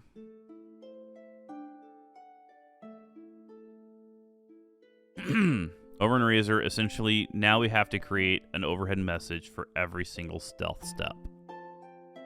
Start at least 14. 14 is, I believe, is the number of max stealth steps you have at stealth 100. So, what you'll need to do is your system message. You will need to go in here and type in, click on the show button right here before I forget. Click on the show button. This will actually turn the system on. So what you do is you type in something that you see in your system message in the search bar right here. So you have 14 stealth steps. Okay? And you're going to click add. I'm going to type test right here because I already got that. I'm going to hit add. And then you're just going to say overhead message. This is the thing that pops up in the game that you see. you don't have to type the same thing twice because you want to keep it nice, clean, direct, and actionable. So I have 999 steps. And you can even add a winky face if you want to. It doesn't really matter what you do. This is for you. And down here at the bottom, whenever something says test in my system message, it'll say 999 steps. I'm obviously going to remove this right now. So the cool part is, when you do this, test is still here. So if I want to add test again, I can add test again. So if you typed in, you have 14 stealth steps, and you clicked add, and you typed in 14 steps, all you have to do is come right here and change this to 13, and click add, and then type 13 steps. 12. You've seen the pattern emerge here? So create all your steps. To set the colors of what the message will be in game, just select the one that you want to change the color to, and click edit hue. And then you can do a select in game if you want, and go into the game, and it'll give you a little prompt menu right here. And whatever you select here will then go out of the game, right?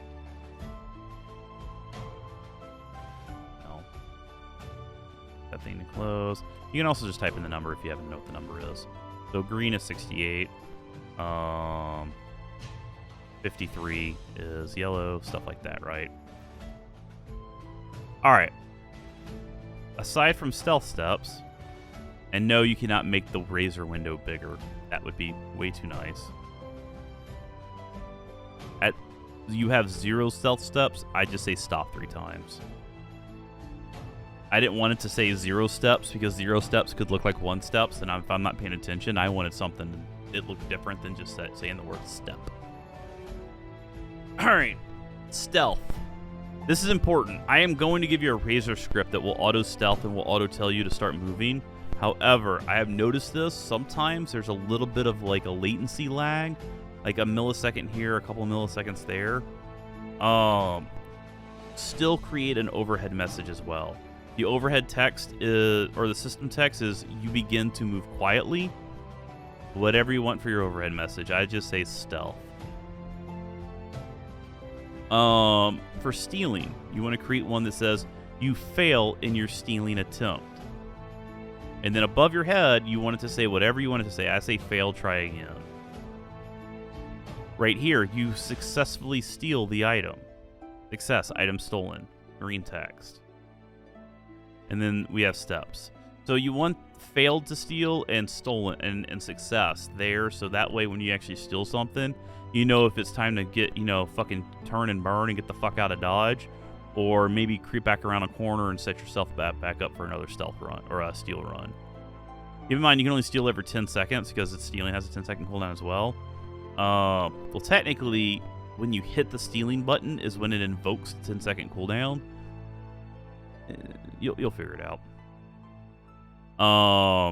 So yeah, these are overhead messages. You want to set that up. Waypoints, I don't know what the fuck that is.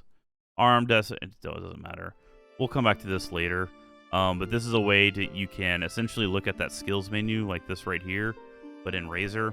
But you can do really cool things like lock all, or set everything up, or set everything down. So you can get some interesting stuff right there. Show skill changes if you want to see shit above your head. Alright, that's too much for me. Not touching agents. Scripts we'll touch later. Friends, if you want a friends menu, this is how you mess with it. I'm not worrying about this stuff right now.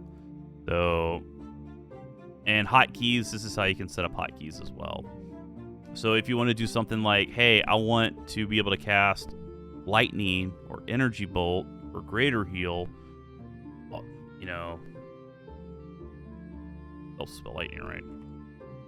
So not lightning strike, lightning, or chain lightning. These are the mage spells. You can align mage spells directly to your keyboard right here.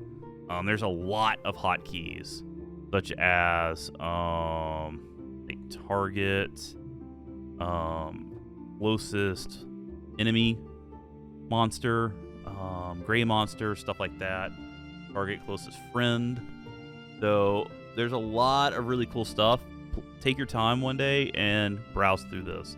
One thing I will at least tell you, if you end up binding things to say like W or Q or E or R or anything on your keyboard, 1, 2, 3, 4, when you go to type in game, it will always, always, always cast your abilities. There is no like, I hit enter and I start typing what I want to type. That doesn't exist in UO. Turn this on and off, essentially to turn your hotkeys on and off, which hotkeys are the things that you bind to your characters, to include your scripts. If you create a script, then you hotkey that script to a button, right? Enable, disable, razor hotkeys. This is the button that when you hit it, it will turn your hotkeys on and off. I have Alt F1 for me. So if I hit Alt F1, I can type the numbers like 1, 2, 3, 4 on my keyboard. Because, you know, 1, 2, 3, and 4 is some of my stealing buttons and stuff like that. That's really helpful as well. To be able to toggle this on and off without having to like Alt Tab and Eraser. I'm going to let y'all explore a lot of this. We'll touch base on it later when I cover the scripts for the Thief. I think we've covered the user interface enough. Time to play the game. Alright. Alright guys, now that we got our character created and our user interface stood up, we're going to go ahead and start working on playing our character. Level them up. Alright, so over this, let's go ahead and start by recognizing where we're at right now. So we're on Shelter Island. This is the new player island. There's all types of fun trainers and wilderness. You can do some stuff outside of it, but primarily right here is mostly where all of the different vendors are, the trainers are. There's some test dummies over here and stuff like that. The thing to note is there is no criminal or murderous action allowed on this island. And it's not a player thing. It's like the game will prohibit that from happening. So you're safe while you're here, okay? This is where all the high-end trading will happen here as well. So if you're trading like, you know, 100,000 gold item, people are going to trade it on Shelter because you can't steal from anybody here. You can't pickpocket their bags. So this is a fun place to be. Also, this is where all of pretty much anybody, new players and veterans, will level up their skills. So on this island, you do not gain extra skill bonuses while generically on the island. You do for a majority of the skills in the game when you're inside the dungeon, which can be found right north of where you start, right down this road that we just ran. And now we're in the new player starting dungeon. So we're going to turn this off right here because this is a little crazy. So a couple things to note. In this corner when you first walk in, this is where all the macroing happens. So let's turn this down for a little bit. I want the sounds on so you can start hearing how the game sounds. Turn this down just a little bit more. So this is always something, and I didn't know this until about 5 months into the game. There's a guy right here who has a shield, and if anybody tries to train monsters in here, he taunts and will kill the monsters automatically. It's called Galvus the Guard. Galvus the Guard, right here. This is a player who is dedicated to running an account with the abilities right here to protect new players, and he runs this 24 hours a day, 7 days a week, so claps in chat to whoever you are. That's amazing. What a cool thing to do. Alright. So this is what we're going to do to level up our mage. We're going to stand right here in the corner, and we're going to stare at the wall like a good little boy. Or girl. Alright, so what we're going to do is close that account. I don't need it right now. So now that we've got all of our stones eaten already, you know, we worked up our stats. We've got everything locked from where we were earlier, like I feel like an hour and a half ago when we started creating this character. What we're going to do now is work up magery. So this is what I need you to do. Stand right here. Don't worry about it. I want you to go to this website right here. Outlands.uorazorscripts Legenis.com. There will be a link below /users/Legenis. So today I worked on posting all the different scripts that you're going to need throughout this entire journey. Everything here is right here. The overall webpage, though, has a plethora of scripts created by script daddy Jasones. He's a streamer, and you can find him on YouTube and on Twitch. He's a really cool guy. Highly recommend checking out his content. But for the sake of today, we're going to be using the scripts that I'm providing. So right here at the bottom, it says new character auto level magery to 80. I want you to open this up. Don't even worry about reading it unless you're wanting to nerd out on it. But if not, it is what it is. That's perfectly fine. We're going to click copy script. We're going to go over here to Razor, right here, that we just had open a minute ago. We're going to click on scripts. We're going to click on new. We're going to type in whatever you want to call it. Auto mage level to 80. Sure. We're going to hit paste. We're going to hit save. Anytime you make any scripting changes, always save. If you do not hit save and then you click on this script and then you go back to the other script, whatever you did will not be saved. Which is hilarious because I swear to God I just hit save. What did I call this thing again? Whatever, I don't know why I didn't find it. Alright, so anyways, now we got our script. Hit play. You're done. That's it. This will now level your magery to 80. You have everything, based off how we started our character, you have everything that you needed to level everything up. This script will now auto-meditate. It will now auto-cast your spells. It'll cast greater healing on you, and then eventually it'll start casting invisibility.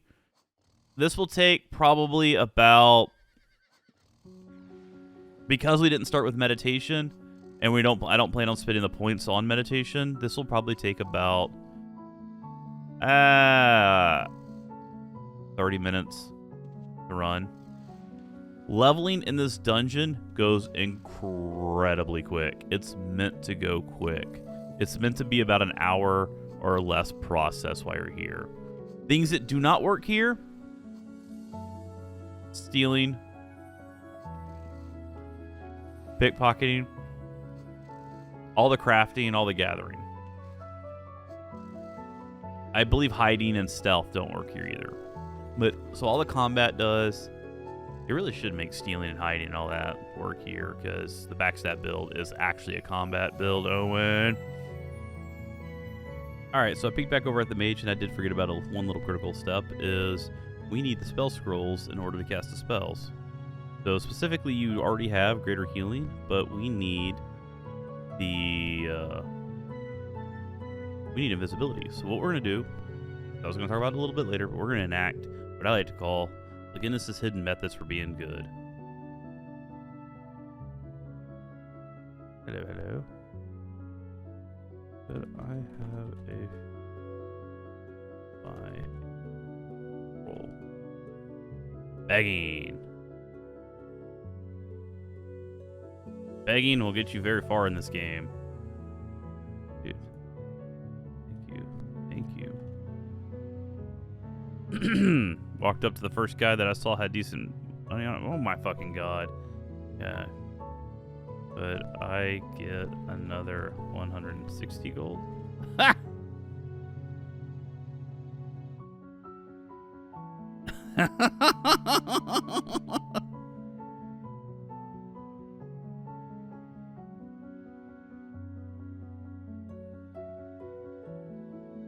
That is something they need to change, is allow players to access their bank while they're here.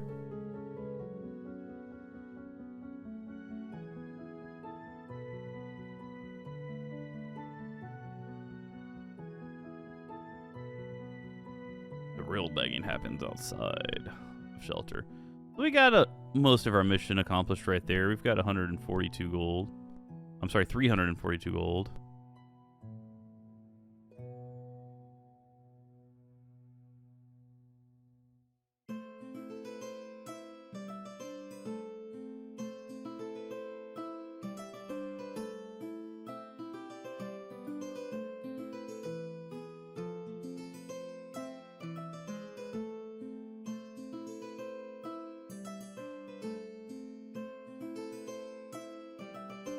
guessing a lot of these people are going to be AFK.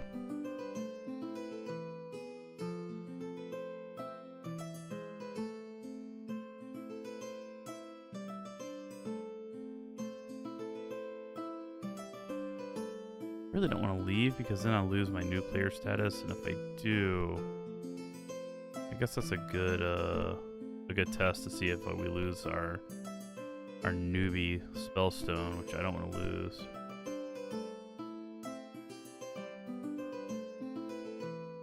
Yeah, this is where all the portals are usually happening, right here.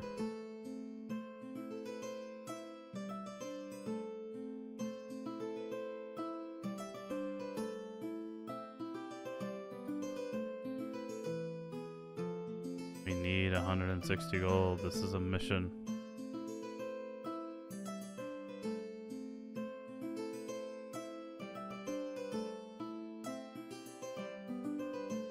Thank you. Ah! Perfect! Now we are going from rags to riches, boys. We've got 3,600 gold. Yeah, that'll help us go towards our codex. The main objective is we need to get our Thieves Codex as fast as possible. That way, when we start stealing from monsters, we're getting experience towards our Thieves Codex. And once we get the first 9 levels unlocked, that's when you can start doing your Backstab build. You're not going to be powerful enough to do Backstab otherwise. It's just too inefficient. It's going to feel really, really slow if you do it like that.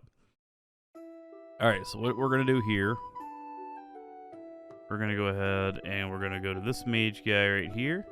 We're going to click buy. We're going to scroll down. We are going to buy a invisibility, and might as well magic reflect. We're going to drop that in our spell book. Perfect. Spell book. Protection. Reactive armor. Magic reflection. Perfect. So now we can go buff ourselves. Ah, perfect. And to see buffs, if you double click your character, you can click this little buffs button right here. And then you can minimize that bar again. You can bring your buffs bar right here. And these 2 buffs that I just cast on myself, they do not wear off. And oh, and one thing I did off stream, if you want, you can single click on your character and click show skill gain %. And down here at the bottom corner, whenever you cast an ability, show y'all real quick. See right here, whenever I cast something, let's say I lightning myself for whatever reason.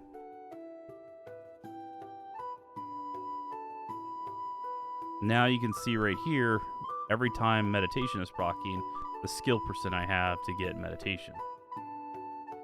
So that's the way you know abilities are going off. Also, the % you have to actually get a skill gain. It's kind of nice that way.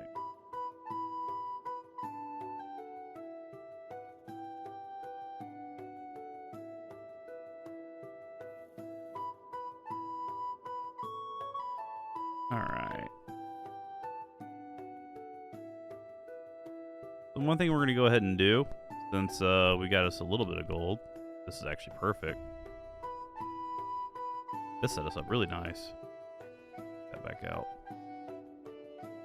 The bank, like right in that area. You just say it and it'll open up. So we're going to turn our PvE plus invulnerable people on. For that showing. So Guile's right here, which I believe is downstairs, if you want to go and find him properly. Yep. This is where the thief trainer is. Pretty cool. So you can talk to Giles and say, hey, I want to join the Thieves Guild. It takes 5,000 gold to join the Thieves Guild, so that can be a little bit tricky. And that's what you're going to need to be able to steal from monsters. So let's go ahead and do snooping. We're going to train snooping. We're going to train stealing. We're going to train stealth. And then we're going to train hiding. About 2,000 gold right there. I don't think I need anything else right now. We're going to save what little bit of gold we have left, just in case we need something. And bank it. Alright. So, this probably took me about 10 minutes to get to, if even that. This went really quickly. I just failed to realize that I needed the skill scroll for invisibility, so we could start casting invisibility. I kind of forgot about that as part of the game. So, again, you can go and farm mobs in here if you want. I was doing that, but I ended up deleting the footage because I got about 3 mobs in and wanted to go kill myself because I forgot how slow and painful it could be leveling in here as a mage. That's why we script. So this is what you're gonna do. You're gonna go walk around and you're just gonna find somebody and beg. It might take a couple of minutes, but I guarantee it'll be faster than farming mobs. Now we're gonna go back to our script that we were running. So we've got script, mage auto level. We're gonna hit play, and then we're gonna start casting invisibility on ourselves, and we'll be good to go. One thing I did notice though is I don't like having red text for my harmful spells. I'm gonna set it to blue. Save. I should have been like that on. I shouldn't be like that on Legenis, but apparently it is. God, it drives me crazy.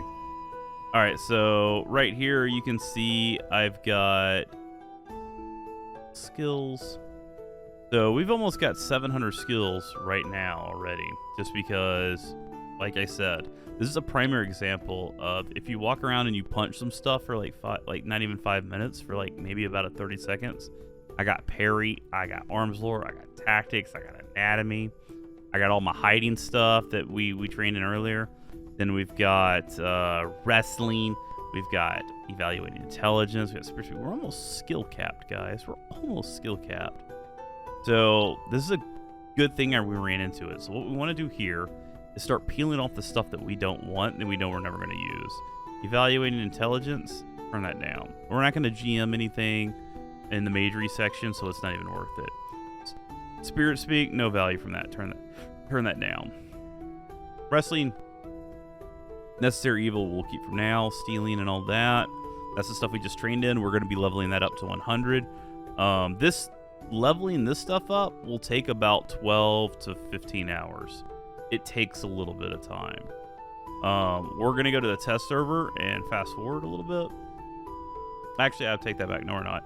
We're probably just going to jump on my thief and I'll show you how this works, because I have a dedicated thief I don't use for backstabbing, who stays a red hand.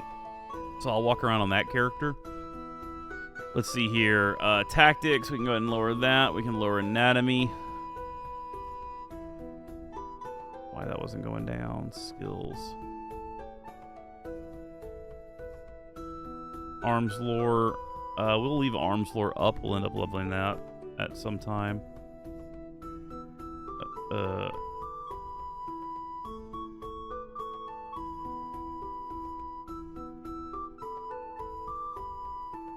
That was so weird. Anatomy is going to go down. Parrying will go down. It has to do with that script, I bet.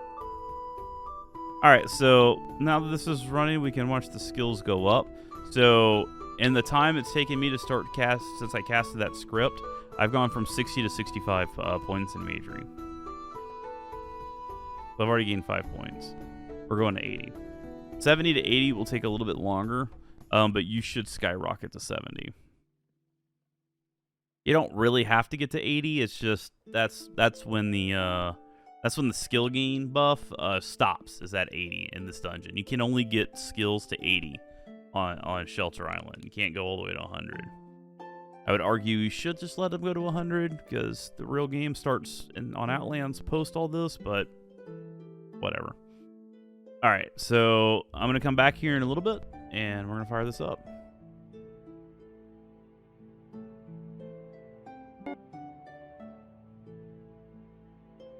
Alright, now that we're done leveling up Magery, we can go ahead and start working up our thief abilities.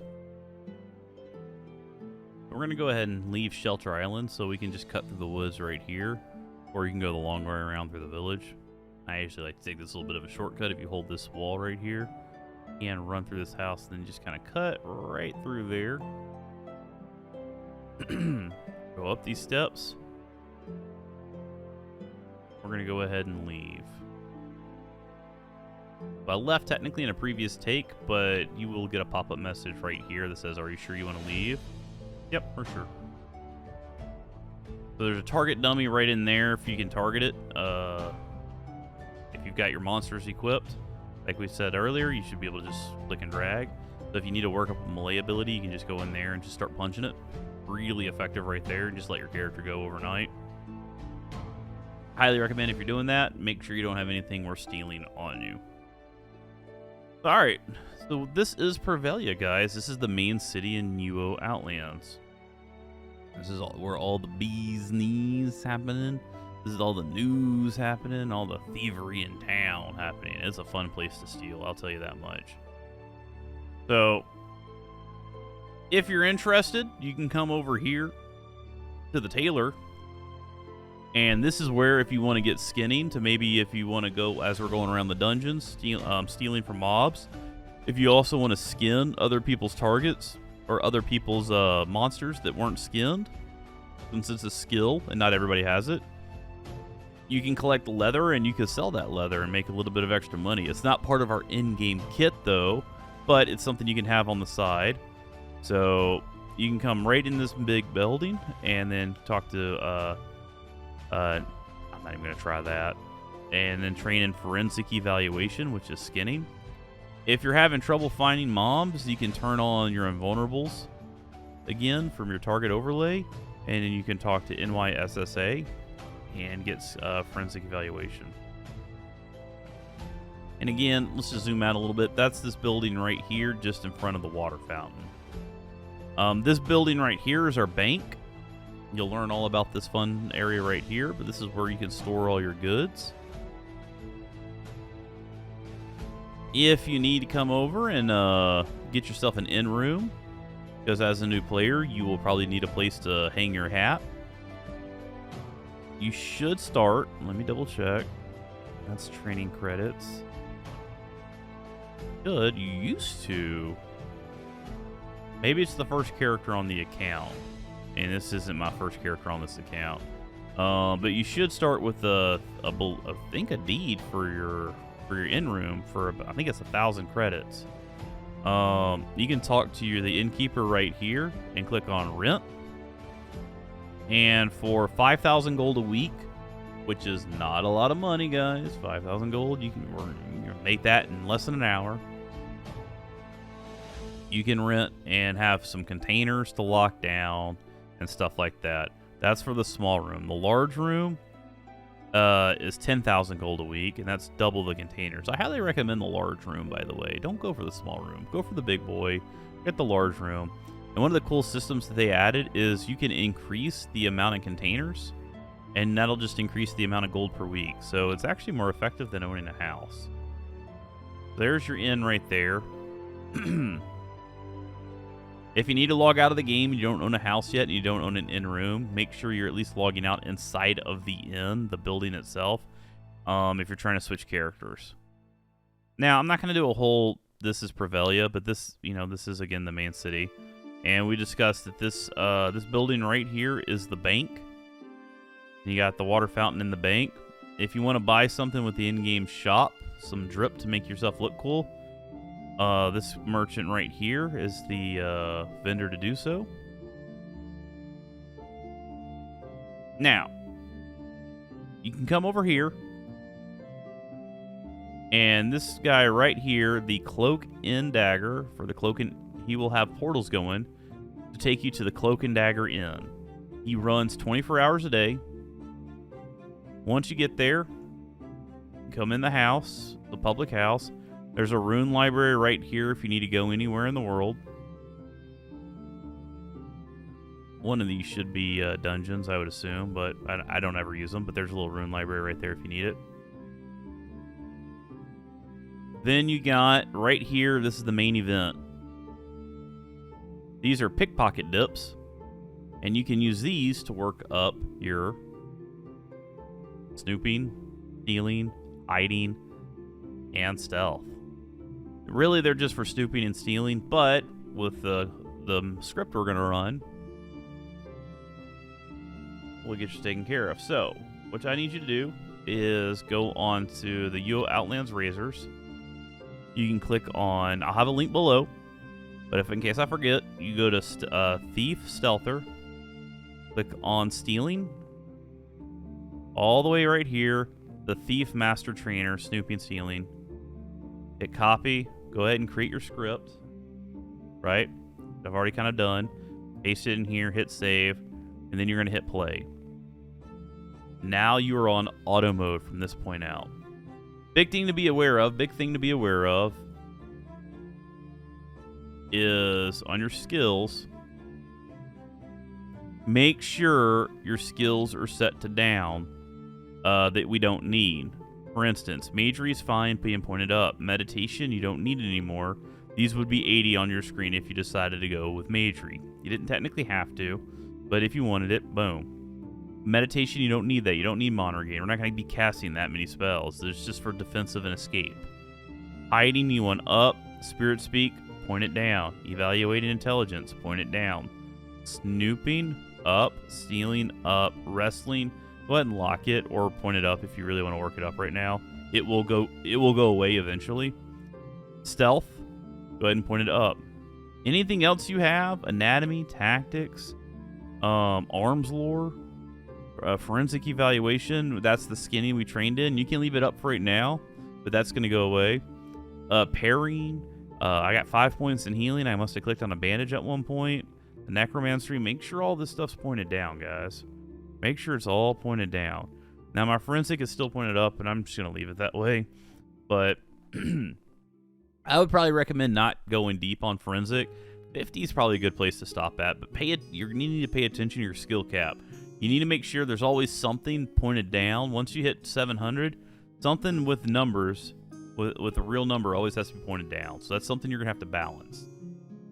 So we've got enough stuff. We got enough juice pointed down. We're perfectly safe. And plus we got about another 60 points until we hit 700 anyways. So this is going to take about 13 hours. It takes a long time to work these 4 skills up. So you may still be interested in playing the game.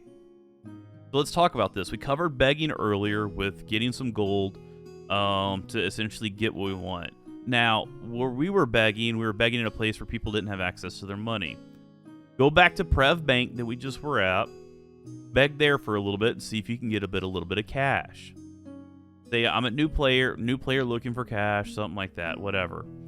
So the goal is we need to save up for our in-game items, our in-game systems to get unlocked. The first thing we need to target is the Thieves Codex. Now you can do some of this out of order. You do need a rune book, a blessed rune book. Those are going to run you about 70,000 gold. You can buy a rune book from a player and they craft it. The rune book, I believe, is about 20,000, and then the blessed deed is about 50,000. On my screen, I just wrote the total of 70. So I think I did that math right. I want to say it's 50,000 for the blessed deed and 20,000 for the rune book. But overall, the two combined is 70,000 gold.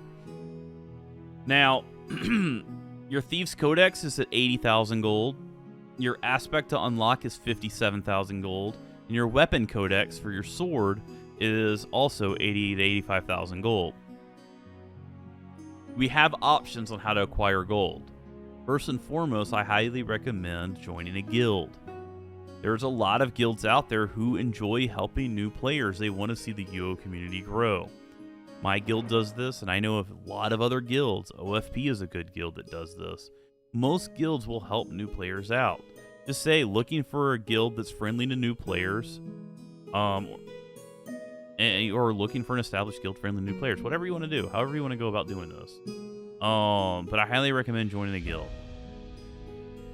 When you join a guild, tell them that you're working on becoming an assassin, and you're following a build right now, and you need your Thieves Codex in order for the build to work. Again, we did cover begging. I'm not going to get into it too much, but just look for people that look a little rich. Just walk around, generally ask, or just walk up to someone and say, hey, you mind helping me out? I'm a new player. Be friendly, be funny, may work out. The third means, and this is probably the highest yield of gold per hour. It's the highest yield of gold per hour by a landslide that you can do if you're a new player. Gathering. Go take up mining on create your second account. Let this account stay scripting, so you're leveling up your core thief skills. While this is happening, if you still have time to play the game, you may not. This may be the end of your day.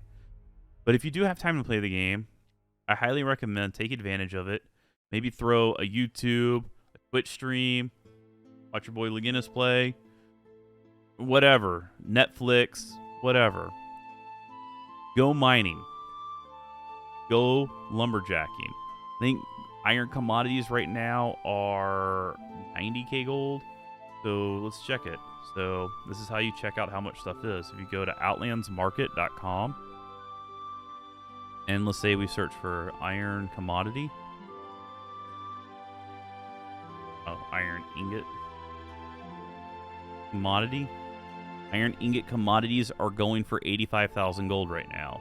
So this is 5,000 ingots that are formed into a commodity. You can buy a commodity deed for, I think, like 8 gold from one of the vendors in town, or most of the vendors in town. I believe the bank vendor sells them.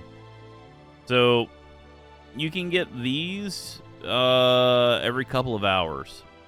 So literally, you can just start mining on a brand new miner, make a brand new character, start with 50 mining, maybe 50 lumberjacking. If you want to worry about reds, I highly recommend investing in tracking. Just look up a miner's build. They're out there. Go hit a mountainside for a little bit and get some ingots. You get 10,000 ingots. That's gonna set you with your aspect kit.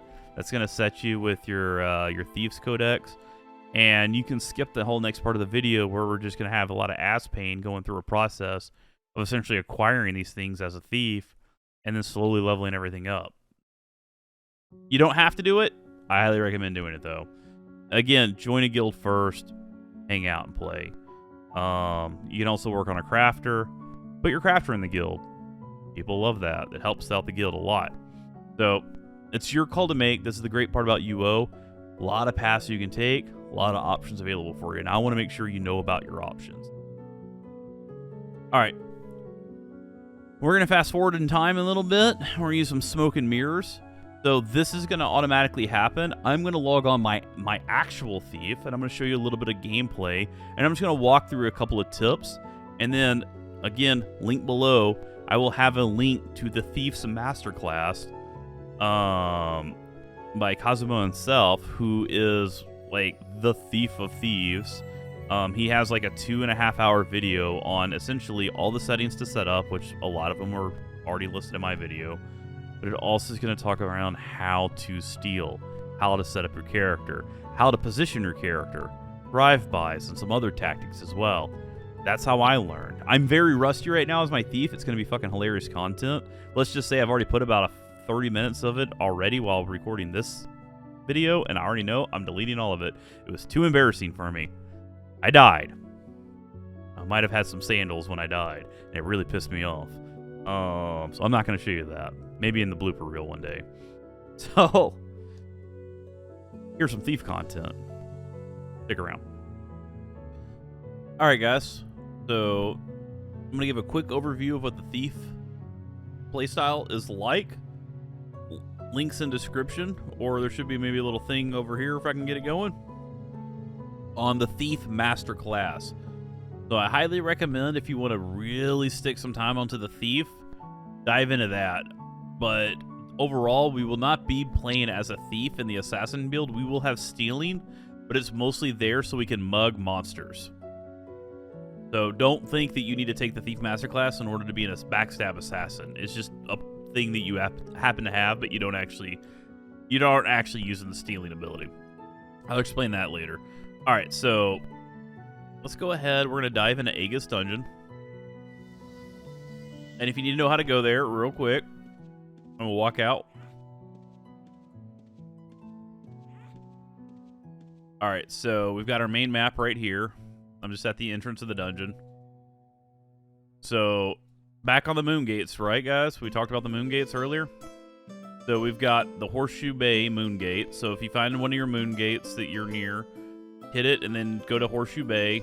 You're going to head south into the city, then head east out of the city. You're going to find any of these paths. You can take the long scenic route or just cut through the mountain pass right here. Then hook back up to Aegis Keep right here. You can go to any dungeon. Doesn't matter. I'm just going to show you all Aegis. And this is just to provide an example of what that gameplay is going to look like. So, as we walk up to mobs,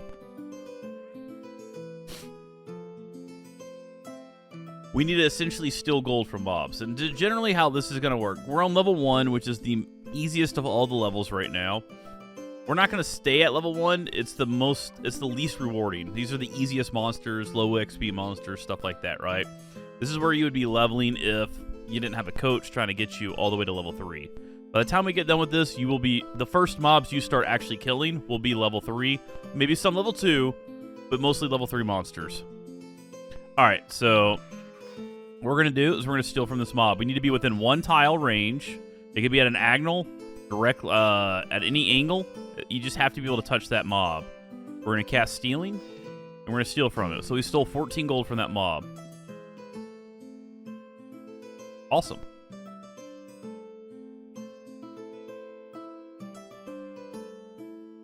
Don't know why I was making us wait a minute. Oh, it's because we stole. Duh.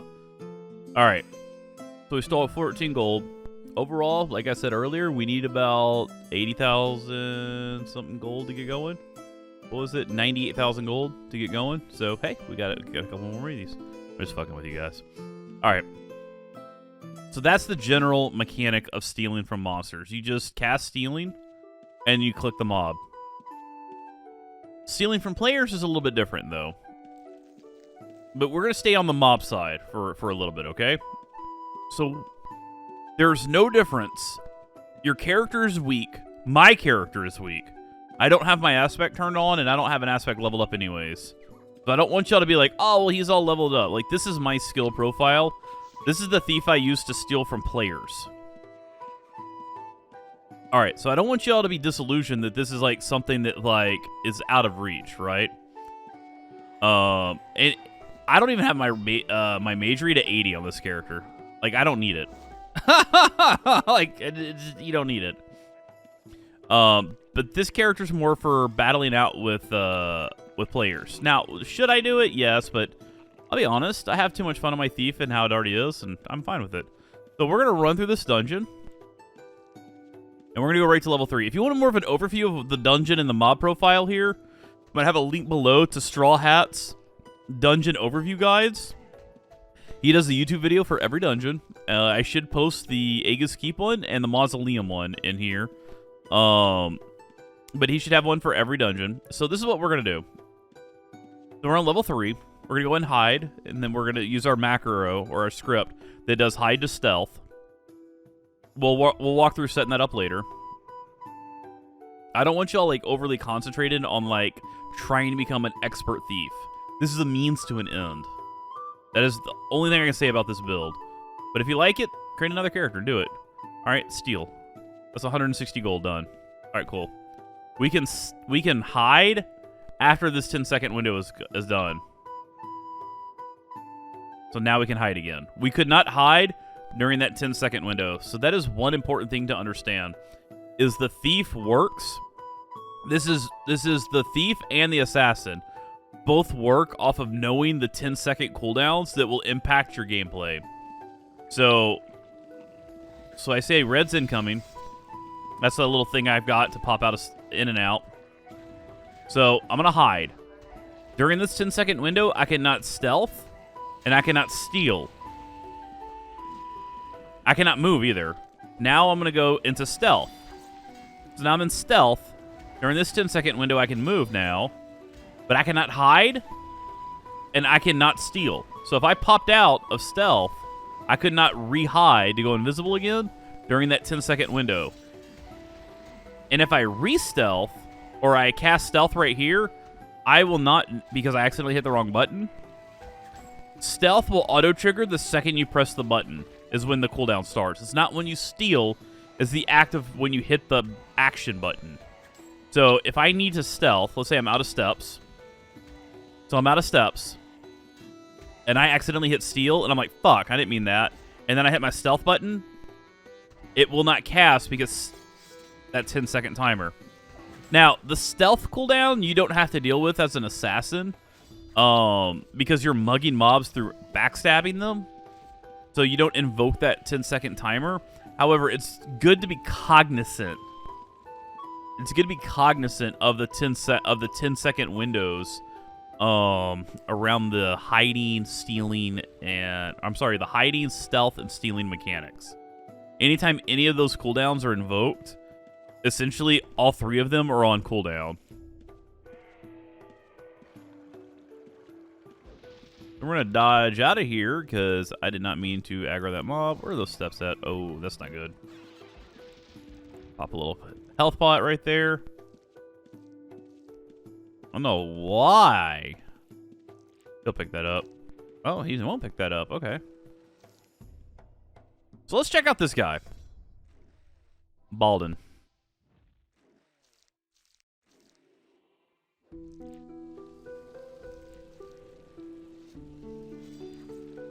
See if I can sneak by this mob.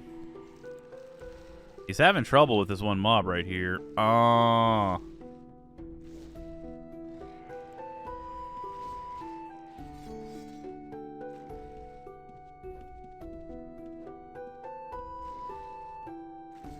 Oh, that's funny.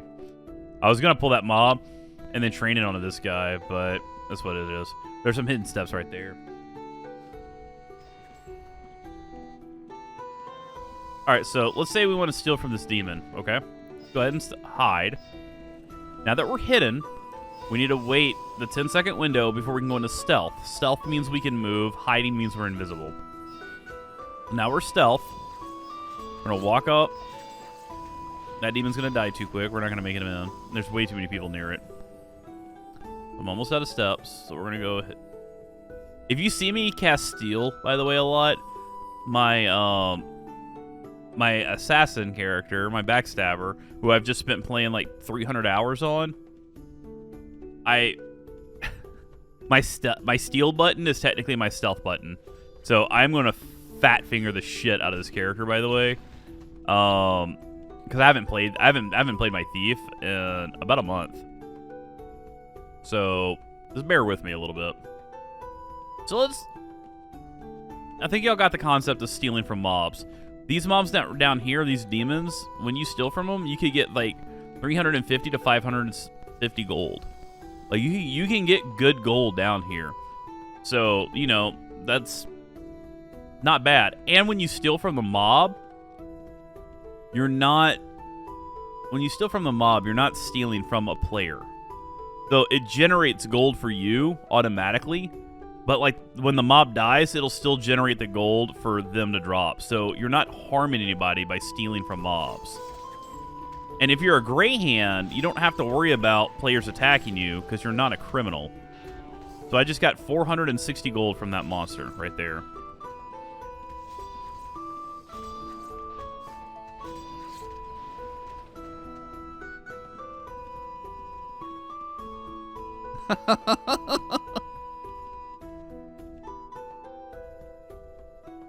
So we're not going to be stealing from anybody.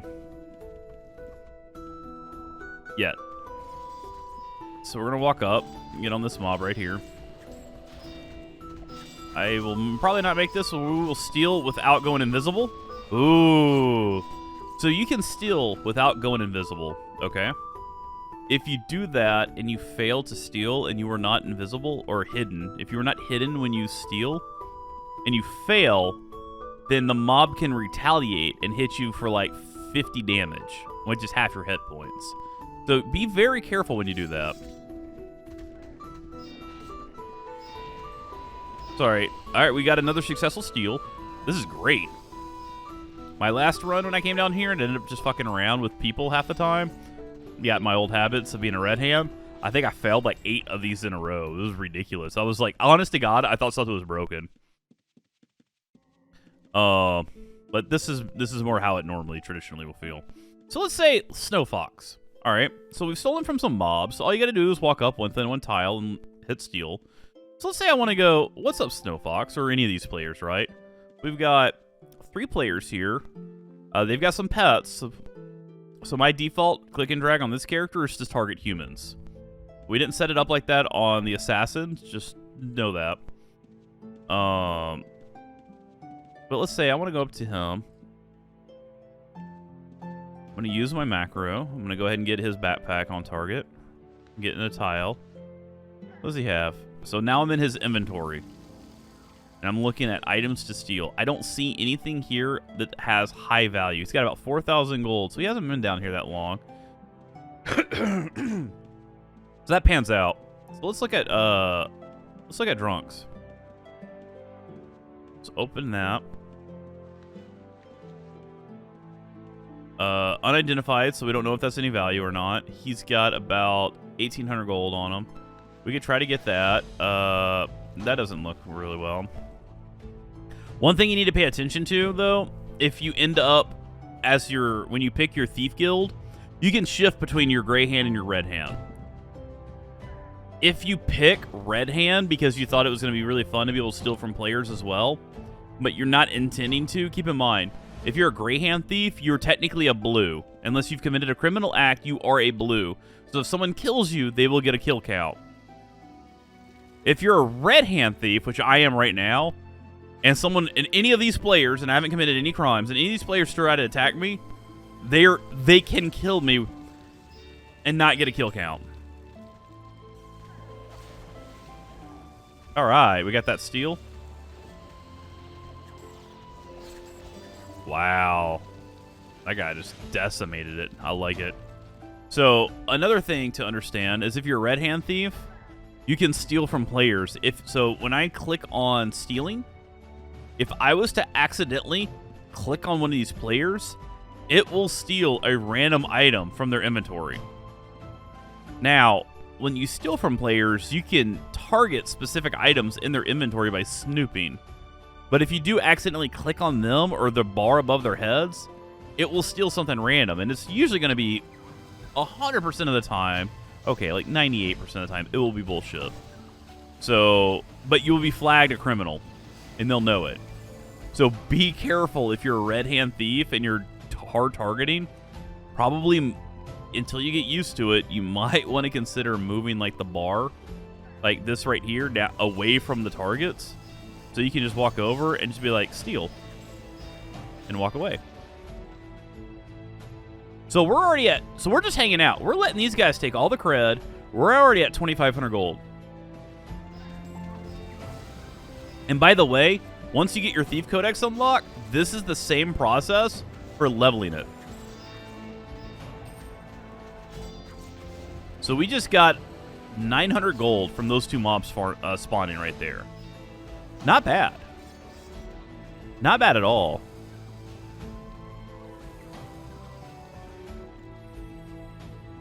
One other thing you can do if you want to make money, this is going to be a bonus round if you're watching this and you're not watching the part where I talked about that. Once you get some money, like let's say I go bank this and we have 5,000 gold, right? Let's say when we go bank for the first time, we have 5,000 gold. It's going to need to be at least, I would say, 5,000 gold. Okay? Bring the 5,000 gold back with you as a bank check. Put it in your bank and say, check 5,000. Really want to do this with 10,000 gold checks, okay? But for your sake, do this. When you come into dungeons right here, just say, hey, new player working up, whatever. Trading 5,000 gold check for 8,000 or 10,000 gold. People will take the check and give you 10,000 gold, maybe 8,000, but you could probably get up to 10,000 gold and give them a 5,000 gold check. Why would they do that, though?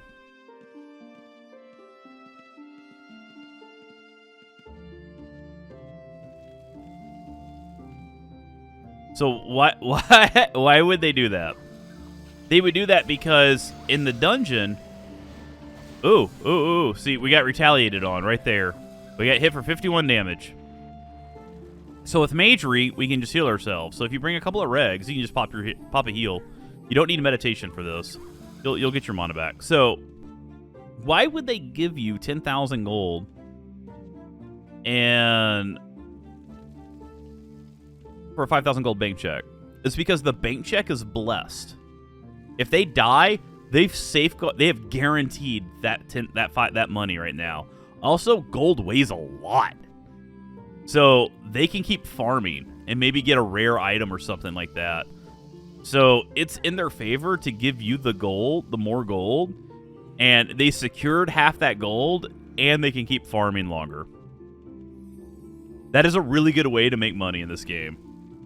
Is running in with bank checks of like 5 and 10,000 gold and trading them for about probably about like a good markup, like a 50-70% markup. So if you got a 10,000 gold check, you're probably not going to get 20k, but ooh, good lord, that retaliation, dude. 69 damage. Do I have 100 hit points? I got 95 hit points, so I should probably take the hat off. Jesus Christ.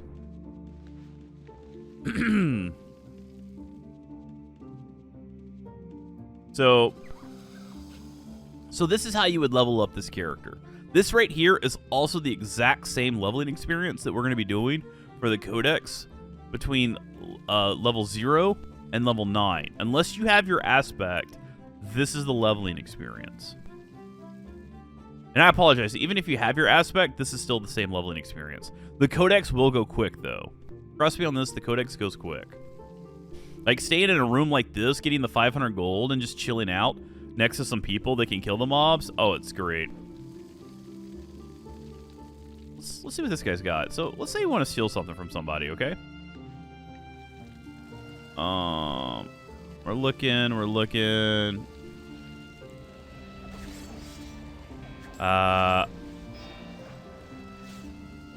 They got out of range too fast. I'm sorry, I never got in range.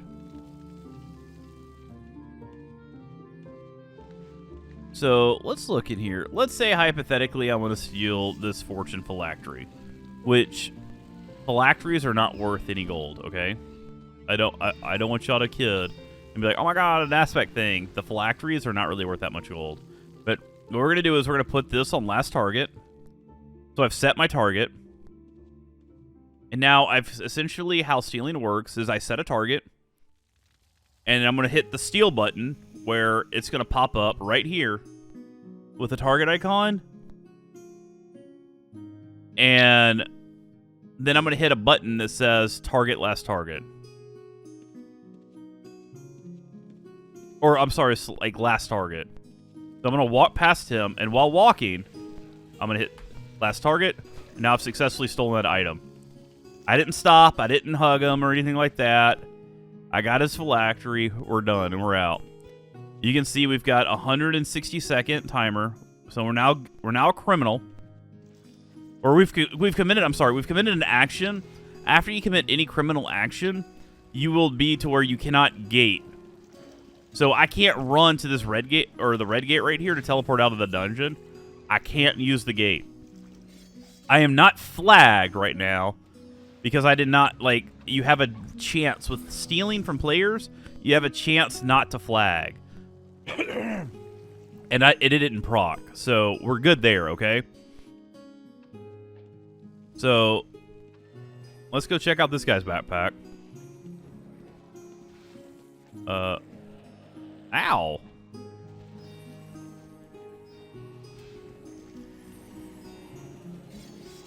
Sorry, guys. My eye's killing me. Alright, so we're going to get back in here. Anything from him? He's got a phylactery, too. Man, we're just going to be a phylactery bandit today? Ooh. So we're going to cast stealing. When he runs past me, we're going to steal. I'm probably going to flag right here.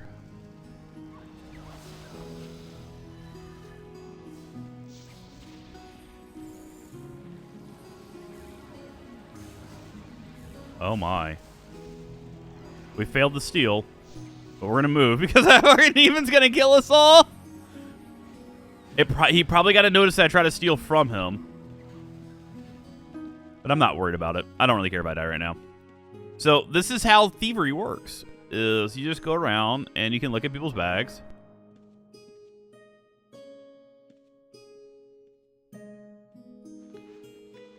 Alright, does he have anything in his inventory? Oh, he has a core. So there's a core right here. These little nuggets right here are cores. This is actually worth a little bit of gold. So we're gonna steal. Uh-oh.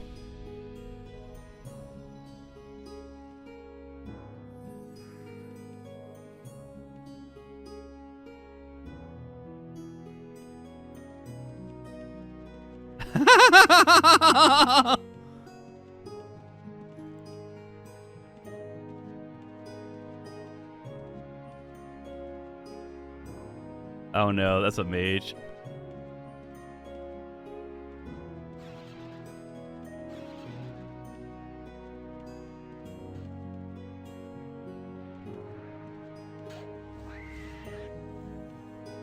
Uh-oh.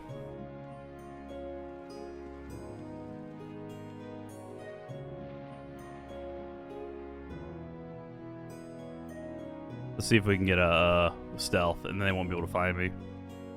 This will be close.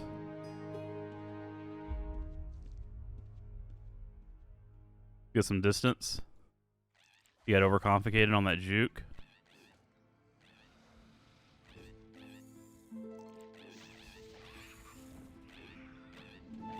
Alright, we're just going to chill out here for a minute. So, right here, we are a criminal. We've got a criminal timer right here of 40 seconds. 40 seconds left until I turn blue again. Once I'm blue, characters can always attack me. You turbo on your trip. So characters can always technically attack you if you're a red hand, but you don't appear as a criminal. So they don't know. So unless you steal from somebody and they see it in their system message you've been stolen from, they don't know you're a thief. I could have looted something from a monster that was someone else's mob. I could attack somebody. I could have done a million things to flag as a criminal. Blues become criminals all the time. So now that I'm blue again, you don't actually know if I'm a red hand. Now, on my character you do, because I steal from people all the time. So there's a lot of people out there who know who I am. I'm not as renowned as Pone Star on my thief by a long shot. And this character doesn't share the same name as my stream. Now, if I was stealing on, like, say, Legenis, people would know that. All right, so I'm going to dip. And we're going to go over what I just got on this run, okay? By no way was I finished, but, you know, for the sake if I was a new player, I would probably dip right now. Why? Because we got some stuff. What we don't have is a horse. Dear Lord. But hey, we got some money. We can go buy one. All right, so we've gotten 2,800 gold right here. So let's talk about getting rid of our stolen goods. We got the hot goods. We got to get rid of it, okay, guys? So now that we're done farming, we're going to come in Prevelia. This is Prevelia. This is the bank over here where we normally were at. Is right here in that bridge that you come over. Right there. You just kind of go all the way to the southeast side. I'm sorry, southwest side of the bank. Yeah, the city. Southwest side of the city. I'm not editing that. You get to have the stutters. All right, so there's two people right here, but they always stand on top of each other for whatever reason. Not him. We need Shin. We're going to talk to the Thieves Guild right here, okay? So this is where you join the Thieves Guild right here. I'm a red hand. I would recommend if you want to steal from players, go red hand. If you want to try it out, go red hand. You can change this every 24 hours. Why not? All right, so we got 2,800 gold and raw gold from farming. We're going to go to the black market. We have black market goods. And this is a system that we actually will have on our thief. Whenever you steal from monsters, you have a chance of getting black item goods, okay? Every week, these percentages will change and they'll randomly roll between -50 and plus in 50% to -50%. You want, and then you can see the expected gold value of your return right here. So the very common is at -44%. This is like almost the worst it could ever be. However, extremely common is at 45%. Uncommon's at 37%. Like, this is really good. So we got, right here, we got one uncommon, one very uncommon, and one extremely uncommon. So we got a black one, a dark gray, and a green. So dark gray is bad, so it is what it is. So we're going to turn these in. It may be we get something good. If we get one of these books right here, we're in the money, guys. We're in the money. These are Mastercraft Deeds. These are Arcane Scrolls. This is Arcane Essence. This is gold. And I think this is a Thief Antiquity. If I get that, dude, I'm fucking running. Might as well just go ahead and pull up my damn recall. Might as well go ahead and pull up my recall. So, the odds of me getting this low. But very extremely low. But if we get an MCD, that's like 40,000 gold. Keep your MCD, because when you join your guild, this is the main crafting ingredient to your codex. And then you just need some of these arcane scrolls and you're Gucci. So let's turn this on. So we want all exchange in backpack. You can receive it to your bank box. I'm just gonna say receive in backpack because, well, I'm streaming. I want it to go here. So let's put it in the bag. What do we get? A bank check for 140,000 gold. That's what we got. Oh, cool. The money comes in as a bank check. That's actually kind of nice. So you don't weigh yourself down. I'll turn in hundreds of these at once. All right, so we got this one right here. We got another 144 gold. And then we got this one right here. This one right here is going to be worth almost 1,300 gold. Oh, no way! No way! Guys! That's what I'm talking about. We got a skill mastery orb. We got a skill mastery orb.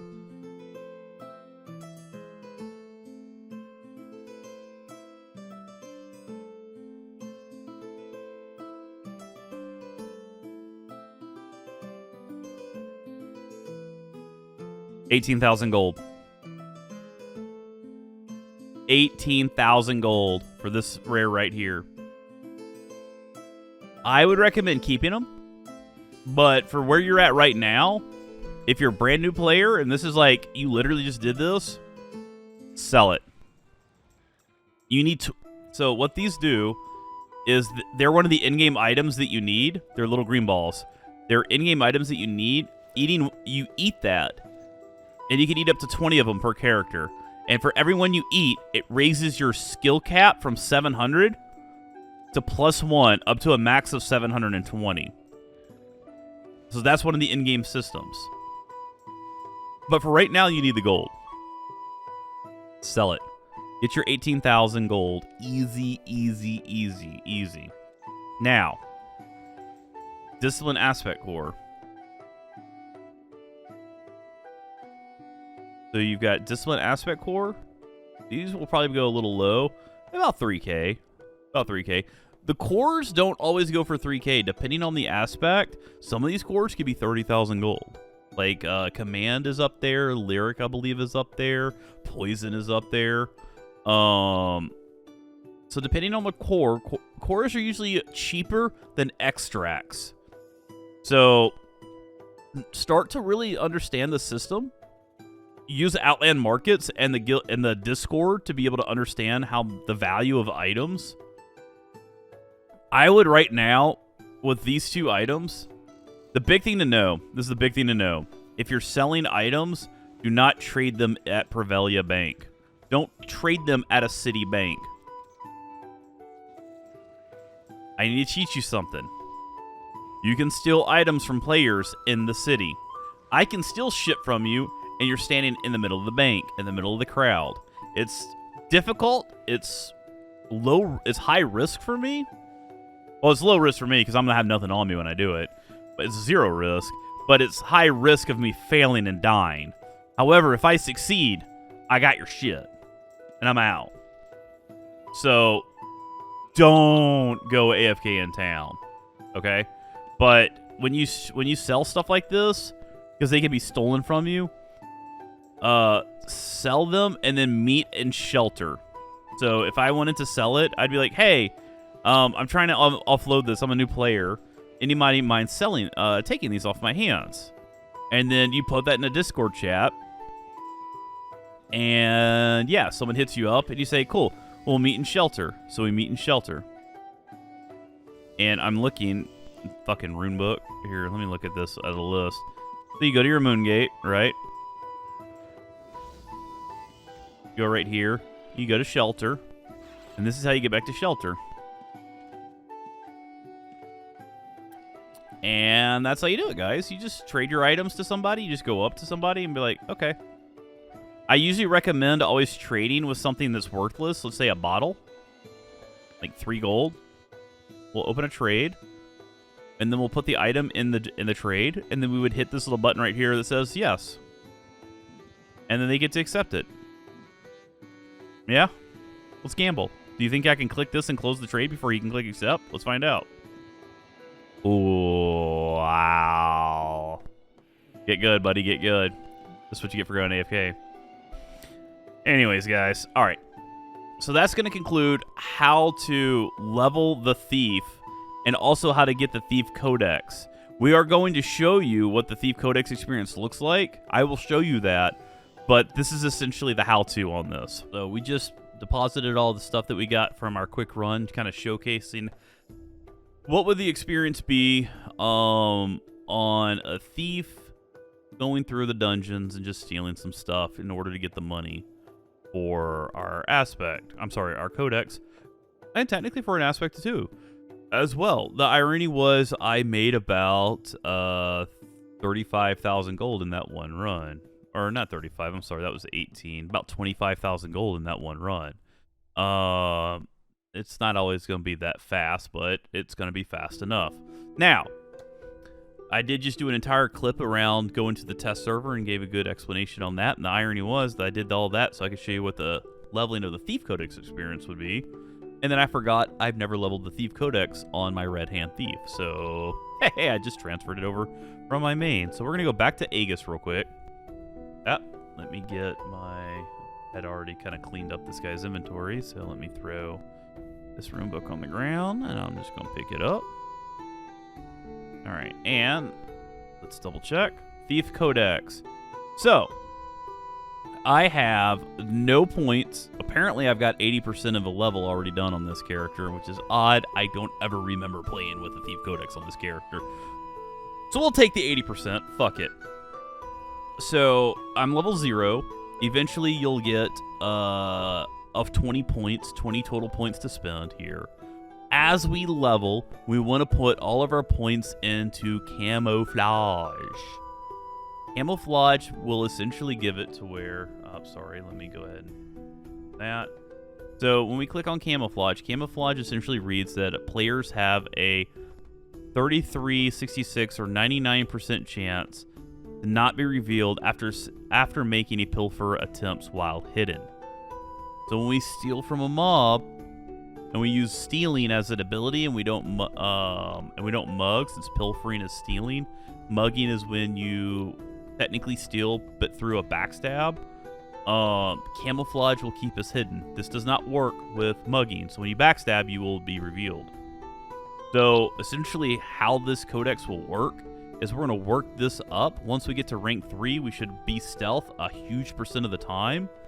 And then the stealthing adds to your success at stealing, and it also will add to not getting retaliated on. While we're leveling this, we will probably go ahead and put the 1 point into distraction as well, because that will lower our incoming damage. You could do overlooked, but I'm actually just going to do this in a very crowded dungeon. And I'm going to steal from mobs. I'm just going to follow players around and steal from their mobs. Because there's no negative impact to them. And I get what I want, and I get a tank. I get free fucking tanks. So why wouldn't I do this? So, all right, let's go check this guy. Let's go check this out, guys. So we're gonna go back to Aegis. Aegis has been kind of like my rock this weekend. We're gonna go for the demon.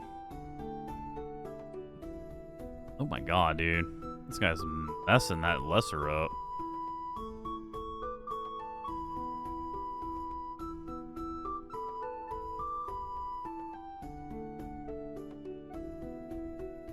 So we got 80-something% right there, 80%. No way. We just got 33% experience off that one steal. 33%. I went from 80% at level 0 to level 1, 13%.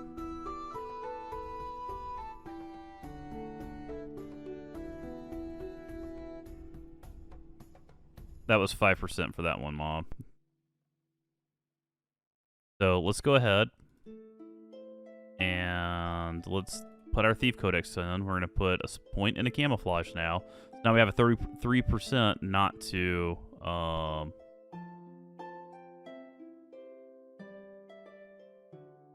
don't know why I stealthed. This mob's going to die so fast. Ideally, I would just stay stealthed over here.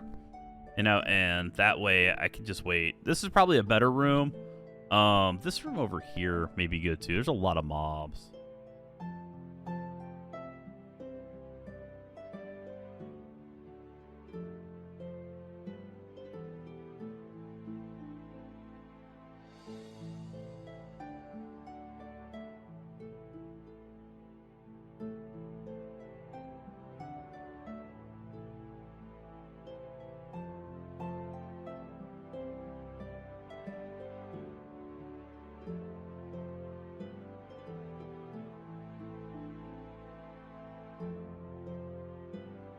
Alright, this is more like it right here.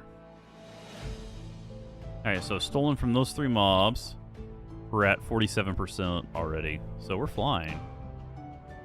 These are starting to appear up again, so let's go back over here.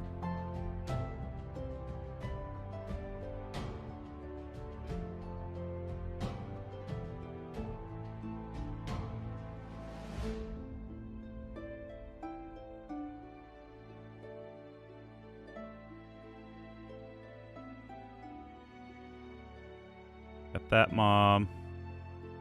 So I'm stole from those 2. Get our magic reflect back up. Why not? 67% already. There we go. So y'all see the rotation. You don't have to stealth. Stealthing is going to increase your accuracy or percent to successfully steal. And it will remove the retaliation. But if you're bringing potions and reagents with you, it's your call how you approach this. If you don't have potions and reagents, your ass better be invisible.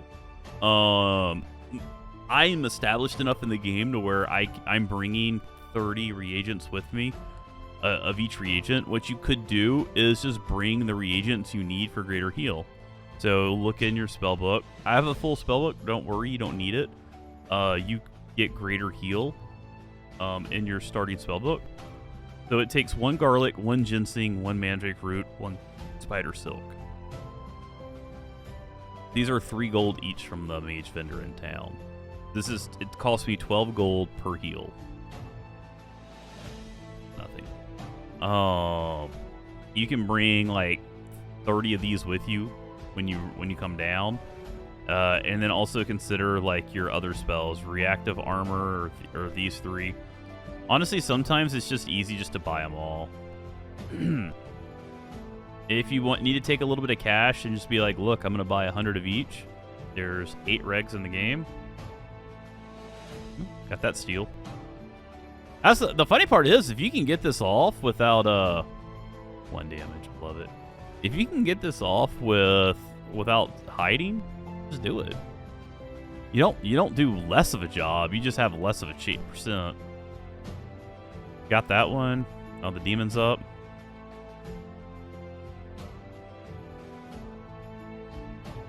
Up a health potion. Got retaliated on. Casting Greater Heal.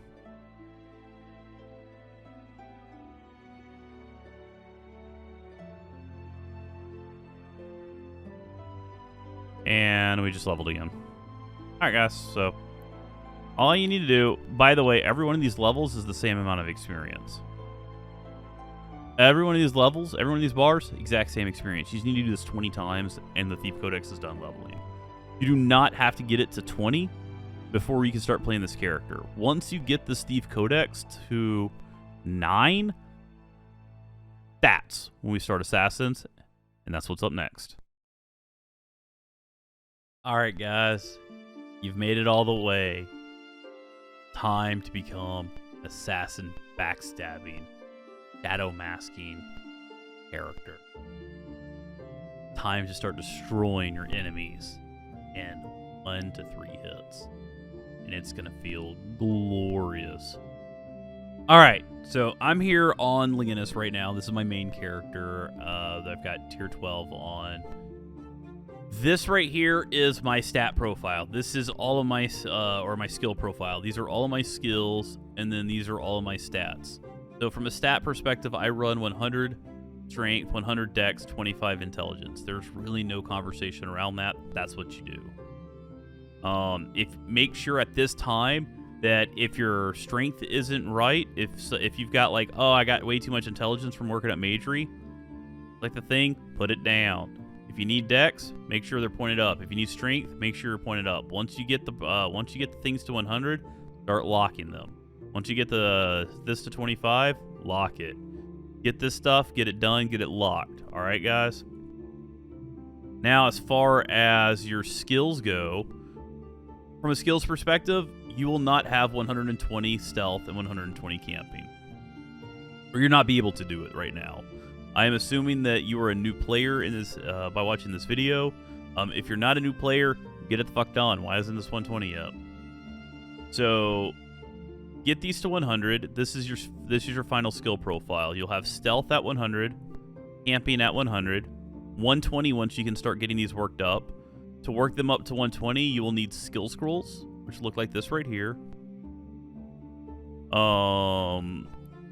This is Taste ID. The thing says like Necromancery. I don't know which one's which. And there's some more skill scrolls. They come in a couple different colors. Don't be mistaken with spell scrolls that look like pieces of parchment. These are going to be kind of neon or gray, stuff like that. There's Spirit Speak. I think stealth is red, so there's stealth right there. So there's one stealth skill scroll right there. And camping, I think is gray. If I don't remember, or whatever. Who cares? So you need 20 of these. This is going to cost you a shitload of money, probably like 400k. And camping, I think, is about 9 or 12k per. Let's get it done. As a new player, skip it. Don't worry about it. 100 hiding, 100 stealth. We know about this. Camping, super easy to work up. All you got to do is you can chop. The easiest way to do it is to chop trees, create a character with carpentry, and then use the boards to craft kindling. So they just redid this, so bear with me for a second. Hold on, world save. They just redid the layout here. Kindling used to be like right here. I am assuming it's probably right here. So get your kindling out. Let's take 100 for the sake of this. Or I'll just take 5. Let's take 5. So I got kindling in my inventory to work up camping. That's all you got to do. You double click it. Now there's a campfire on the ground. If you can't see it, it's this flame that's right there above that house. Looks like the house is on fire. Right here. And you stand here. And you stand in the campfire that you placed on the ground, and you'll work up camping. That's all you got to do. That's all you got to do. If you want to script that, essentially you will just double click the item in your inventory and then wait 5 minutes and click it again. Those campfires last forever. So if you could put that in a 5-minute loop somewhere on a script, you're good to go. Now, The rest of the skills, let's talk about that. So tracking, easy as shit to work up. We're gonna be working up tracking with our swords abilities. So I'm gonna send you back to shelter. You're gonna work up some swords abilities, and you're gonna get really good with that, and then you're gonna dip. So this is how you're gonna do that. So tracking, you click on the, you can take tracking. I think you can click on the blue ball, and then you can, yeah, okay. Essentially, take tracking and click and drag the word tracking, and then you can put this like down here. Anything with a blue ball like this in your skills menu, you can just click and drag, and it'll make a button for it. I don't want you making buttons for hiding and stealing. If you click on buttons, no. But if you need to, drag, drop, drag, drop, drag, drop, drag, drop. All right. So we got tracking right here. We're going to open this up. You're going to be prompted with the menu. Hide party and guild, hide alliance, hide houses and ships. You don't want to register on these things. So if you essentially what you're going to do is you're going to track reds. So click this thing until you find a human, not this one, because this will trigger off of reds, faction members, and criminals. This will trigger off faction members. This will trigger off murderers. This is all you care about. So essentially, you're going to find this. You're going to hit begin hunt. Now, passively, as long as in your buffs bar right here, you see the little eye, you will be gaining tracking. From this point forward, tracking will consistently work up. That's all you have to do to work up tracking. It's done. It'll auto level from now on. So while you're in shelter, it'll get the bonus because unless you want to go fork over the 500 gold, if you've got the extra gold, boost all your skills to 50 and level them from 50 to 80. In shelter, if you don't have the gold, that's perfectly fine. Start them at 0, you'll get there.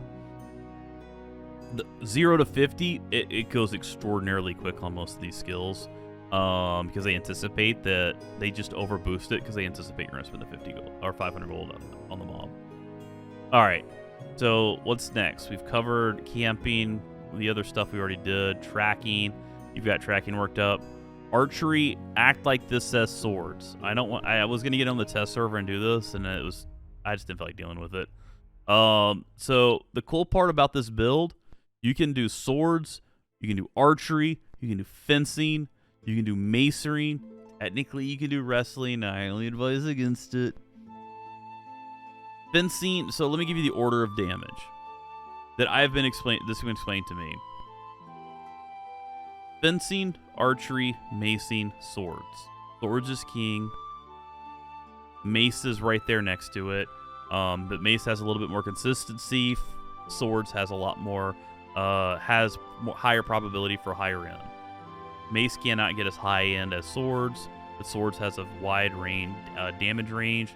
Or if like this is the damage range for swords, and this is your high end, and this is your low end, macing would probably be like this. You don't have that low end spread, but you're not hitting that high end. You know what I mean? Fencing is good. I would put fencing and archery probably neck and neck. And I know what you're thinking. Well, archery, I can shoot from a range. You can, not with this build. You would need to put tactics on this build, and you will no longer be mugging. And so you're going to play the game completely different. You're going to play the Thieves Codex completely different. That's not this build. That's a different YouTube video. Not for me. I don't plan on doing that. Not at least for not right now. So when I have archery, why do I have archery? I want my archery codex leveled up. I'm actually almost done leveling my archery codex to get my tier 5 finisher. I'll explain this system later.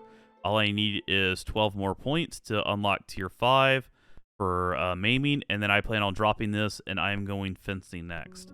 I am already done with swords. So the reason I'm doing this is essentially I'm using this class as a means to level all of my codexes, which I purchased, and I got them all right here, or I technically crafted them. And I plan on leveling them all to where I unlock the tier 5 finisher, which increases the probability of getting your finisher moves off. And to get your tier 5 finisher, you have to get every one of your abilities to tier 5. If you go to tier 6, it doesn't help you on the finisher side. It just improves the one line. So I get them all to tier 5, and I'm moving on to the next one. This makes your weapon incredibly better, more powerful. It makes you more powerful as a dexer. So when I play something else, like say Bard or just a straight Warrior Dexter, this is already kind of gone. Like I've got a lot of this already done. So I will be a lot stronger when I do this. That's why it's on archery. So when I backstab with a bow, I backstab from 1 tile away because you have to, and we're gonna get into it, but you need to be when you backstab, it's a 1 tile range to mug. So if you play a ranged character, when you're mugging, you still have to be in the 1 tile to get the mug off. All right, arms lore needs to be 80. This is going to work up when you work up your swords. Again, act like archery is swords. You can do macing and fencing if you want to. I don't recommend archery. It's got some nuances to it. Do not do wrestling. Wrestling's going to hit for the lowest of them all because it doesn't have the high-end damage. But you could probably do it. It's just going to be painful as shit. I plan on doing it because I want to work at wrestling, but I'm doing it last. I would not recommend. I mean, I probably wouldn't recommend macing to start off with. So, anyway, so arms lore gets worked up. Alchemy, do not do this by leveling alchemy. Go to a trainer and give them 200 gold to get your 20 points, and then lock it. It's just crafting's a pain in the ass. And then you need 14 points for snooping, and I'm gonna explain that. All right, here's your Thief Codex, guys. This is what your in-game spec is gonna look like. You can shift this around, but let me tell you about the stuff you're not gonna shift. Ruffian, all 3 points or all 3 tiers purchased in Ruffian, six of your 20 points right here. Shadow Hands, this needs to be minimum 2 points. Why 2? Because this right here is going to give you the this right here, Shadow Hands. Essentially, what does all this do? Let me explain this. These are the 2 abilities that you should be now working up to rank 9. So let me reset this. So now you're rank 9. You're at this part of the video. Go ahead, double click reset points. So now you get your points back. I need you to go ahead and put 3 points, all 3 into Ruffian. That's going to take 6 total points. The 3 tiers in Ruffian, 6 total points, and 2 in Shadow Hands, for 3 points. That will cover your spread right there of your 9 points. If you've got extras, I would put it in Ransack. If you're at 10, you just happen to hit 10 or whatever. This is my level. This is the leveling path that I went. It's 3 in Ruffian, 2 in Shadow Hands. I maxed out Ransack. I'm sorry, I did not max out Ransack. I put 1 in Ransack. I put 1 in Overlooked. Overlooked decreases the aggro range of the monster, and it gives you a little bit more gold back. Ransack adds 1% damage for every stealth step that you have remaining per tier. So at tier 3, this is 3% for every stealth step you have remaining. Sorry, up to 10 steps. So if you're at 10 stealth steps remaining when you hit the monster, that's 10% damage for every one of these bags. So putting 1 point here adds 10% damage. You need to get as much damage modifiers as you humanly can. So put 1 point here. Then I would definitely put 1 point in Overlooked. I would probably max out Ransack, and then I would come back here, and I think it's a second point in Overlooked. And that gives you 2 points remaining, which I believe I did Without a Trace. Without a Trace reduces the cooldown of your smoke bomb by 20 seconds and adds additional steps.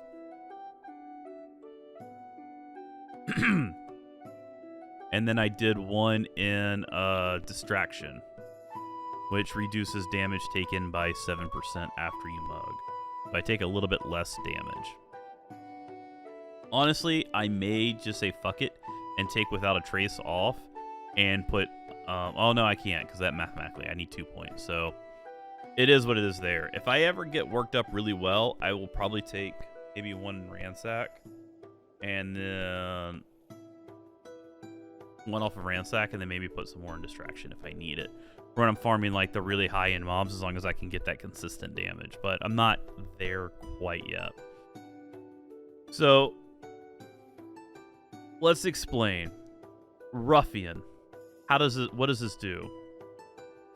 So the player can use up to 100 points in stealth skill in place of tactics when making a mugging attempt for 10 seconds and for 10 seconds afterwards. So what this means is for every point I have in stealth up to 100, which we will have 100 stealth because y'all should have had that done by now. When you mug, and a mug is a backstab at 1 tile distance, when you mug, you will then have, for that mug and for 10 seconds afterwards, you will have 100 tactics, as if you had 100 tactics over here in your skill points. So these 3 right here just saved you 100 skill points over here. It's insane. It's insane. It's amazing. So because of that, you can then go into something like camping or tracking or hiding. Shadow Hands does the exact same thing, except it does, for every printed hiding skill, you'll get snooping. So you'll notice we don't have snooping anymore. That's right. Once you get to 9 points, you can lower and remove snooping to 14. And if you're wondering, well, why did you keep 14 points in snooping? Why didn't you just remove the whole thing? You could have if you went to your next tier in Shadow Hands, but if you would have done that, you would have lost Ransack right here. So you would have lost this final point in Ransack, which is 10% damage, and put it here, all for what I will say is 14 points in snooping. So essentially, this right here, Shadow Hands plus 14 points in snooping, so tier 2 Shadow Hands, is 66 plus 14. This gives you 80 points in snooping, which is what you need to be able to steal. It keeps it pretty fucking consistent too. So this is a pretty good move. My boy Per Sigma told me about this, and I love it. So again, Ransack adds extra damage. So getting these 2 worked up to tier 3 and to tier 2 will now give you the capability. So you'll do 3 here, 2 here, 1 here in Ransack, 1 here in Overlooked. You'll finish Ransack, put 1 in Overlooked. If you're having damage problems at any point, add your point right here into Distraction and get you that 7%. Without a Trace is nice. I use Smoke Bombs. So how Smoke Bombs work is, as long as you're not criminally flagged, you can pop a Smoke Bomb. I'm sorry, as long as you're not in, with a PvP timer, you can use a Smoke Bomb outside of your hiding 10-second window that we talked about. You can then use a Smoke Bomb and re-stealth instantly. So let's say I waited, I was about to backstab a mob and I waited for my stealth timer to wear off, right? So I could technically re-hide after hitting. So I backstab, Smoke Bomb, backstab again. So I can backstab twice in like a 2-second window. It's ridiculous. Equally, if you've got mobs chasing after you, you could then Smoke Bomb, and then you're instantly stealth, and you can get away with it as long as you don't have the cooldowns on either a Smoke Bomb, which is I think a 2-minute cooldown by default, or you've got your hiding skill that you kind of burn. So, and I'll show you all some gameplay of what that looks like here in a little bit. All right, so we got your book taken care of. We know you don't have your aspect. That's perfectly fine. So now what are we gonna do? We're gonna go take your character over to Shelter, right? And you're gonna work up swords. So what you're gonna want to do is, I'm expecting you kind of understand a little bit of the game and the mechanics by now. But that's fine, because I know you haven't technically worked up swords. So let's do. What's up, guys? So I went ahead. I wasn't really happy with where I ended up with Shelter. I didn't feel like the player experience really met up to where I wanted y'all to feel. So what we went ahead and did is I went onto the test server so I could just create a character around where y'all would be in progress. What I went ahead and did is, you know, you've got stealth, stealing, and hiding already at 100. And I turned everything else down and I worked up swords to 50. I'm preemptively saying you probably farmed an extra like 2,000 gold just to do this.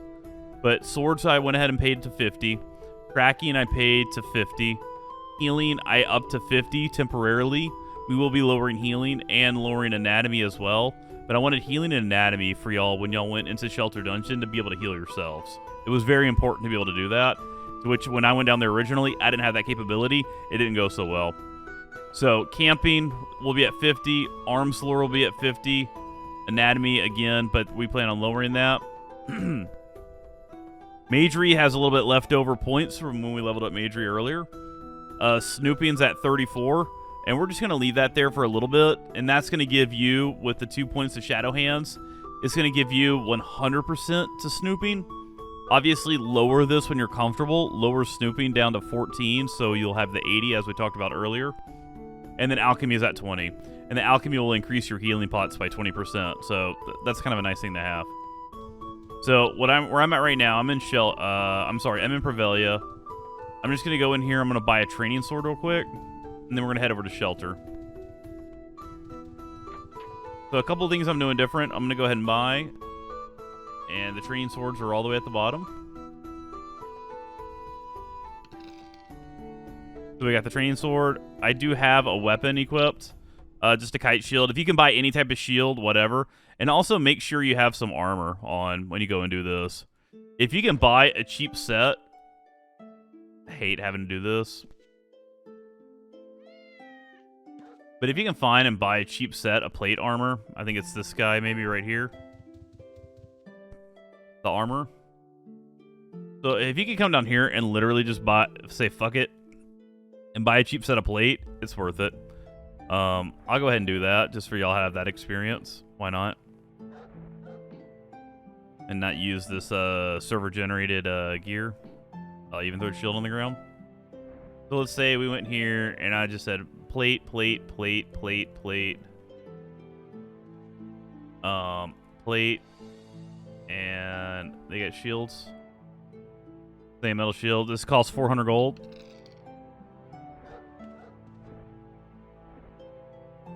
The goal is so the mobs in the dungeon don't hit us that hard, right? Obviously. We're just going to go in there and temporarily work up swords. So let's go ahead and head over to Shelter. So we're going to go back. I'm just going to cheat sheet it. Y'all already know how to get there. Hit that moon gate, right? So now we're at the newbie dungeon.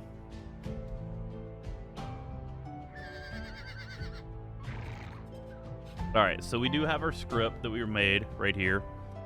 If hits are less than 95, then you're going to go in to check if you're bandaging.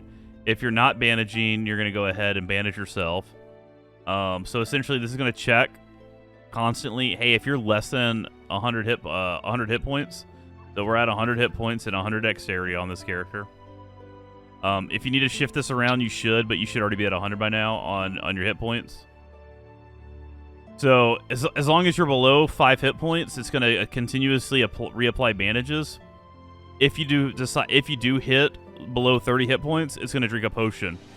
So we've got about 20-ish, I think. We got about 30 greater healing potions with me. So bring some greater healing potions. Just write this script manually. I'm not going to post this because it's very niche to what you're doing right now. What I'm going to do right now is go to overhead and make sure show bandage timers are going. So I'm going to hit play, and this should keep me alive. So now I'm just going to walk around. Options, combat spells, apply, okay. Hold up. Skills.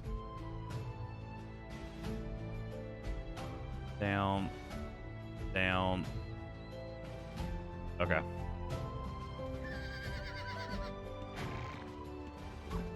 I'm going to try to run past these initial mobs right here.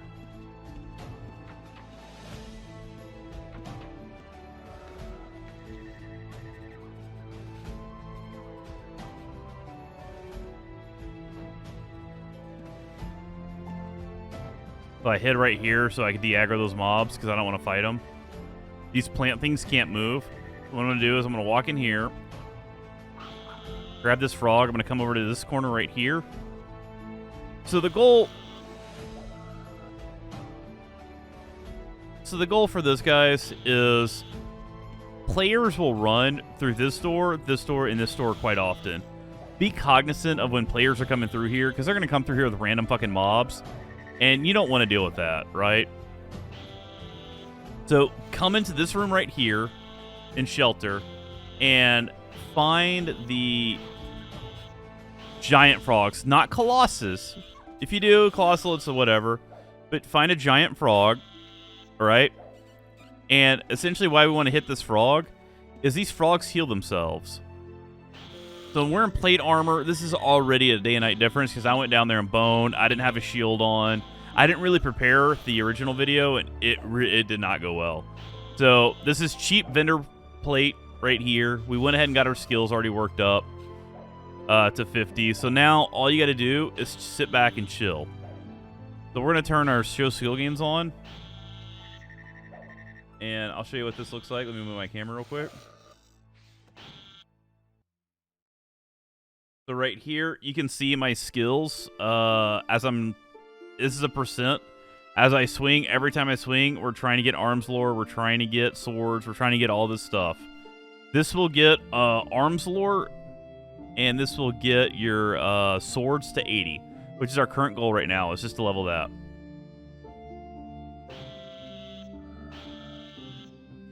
Ideally, burn magery first.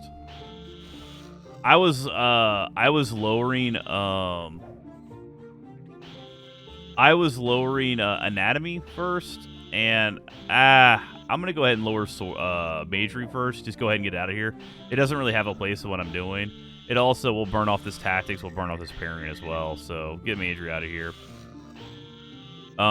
What we can also do is work on tracking while we're here.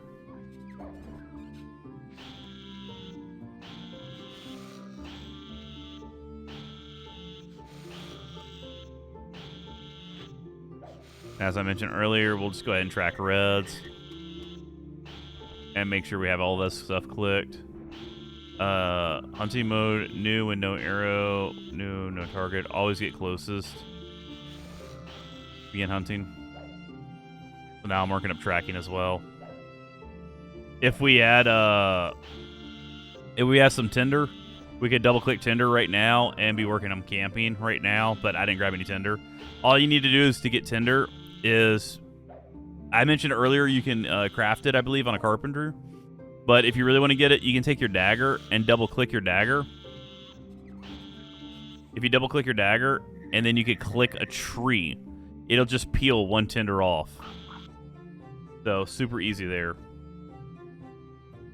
Yeah, that is definitely the trick, guys. That is definitely the trick. That solved all of my problems. Is I walked in, I didn't have plate on, and I didn't have a shield, and my character was getting smacked left and fucking right. This character is tanking this shit like a fucking champ. Also, the healing and anatomy help a lot, and we're just powering through this. I found out when you don't have any healing, it doesn't work at all. So that was news to me. I always thought it was just going to heal you for a little bit, but I guess that makes sense. So that way it stops players from actually just like running no healing, but still bandaging themselves for a little bit. So anyway, so right here, you're on autopilot. Keep an eye on your skills. The ones that are focused down, always make sure you got something that's focused down so that your other skills can level. Right now, your swords are at 54. We're on autopilot. Get swords to 54. Get arms lore to 54. After that, you can point everything else down. Camping you can do over time. You want to do it as fast as possible. Get camping up and tracking up as fast as you can. Tracking should be done before we leave. Camping's going to take a while. You may just run that one overnight. I found running camping, just like when I'm idle and stuff like that, actually helped. When I initially leveled my ambusher, or backstabber, I didn't have camping worked all the way up. I only had camping at like 110, I think. And I eventually got it to 120. So I was a little lazy on that one. So, but get it at least to 50. Get all these to 50 through the vendor Let's go and talk to all the NPCs in town. Get this stuff worked up, train in it, get it taken care of, guys. Come over here, and this is so much fucking easier. So once you're done, time to go hit Mausoleum. It's time to start playing your Backstabber. All right, man. All right, so we've made it to the part to where now we're actually going to start doing backstabbing. I know, it's been a journey, guys, but we've made it. So, where are we at right now? So I'm on the test server because I want to be able to show y'all what this stuff is going to look like. Hell yeah, dude. Grab that little short clip. Why not? So I want to show y'all what everything's going to look like. So I'm on Legenis. I went ahead and I dropped my archery and went swordsmanship. Just for y'all's awareness for the codex system. I'm going to explain this later. But we don't have anything clicked right now. So the codex system is essentially turned off. I don't have an aspect equipped at all. We are wearing the Agapite weapon. And that is the weapon I am recommending for y'all at a minimum to use. You could also use a Verite or a Valorite. I would not go to Agapite. I'm sorry, Avarite, unless you are well established. If you're a new player, definitely want to look at using an Agapite. They're about 3,000, 3,500 gold per. You'll have your 9 points. I'm sorry, your 3 points in Ruffian and your 2 points in Shadow Hands. All right, so let's get to it, guys. We're going to go ahead, and as a dungeon, we're going to go to Mausoleum. So, from a Mausoleum perspective, if you're in... Turn this off. If you're in Prev...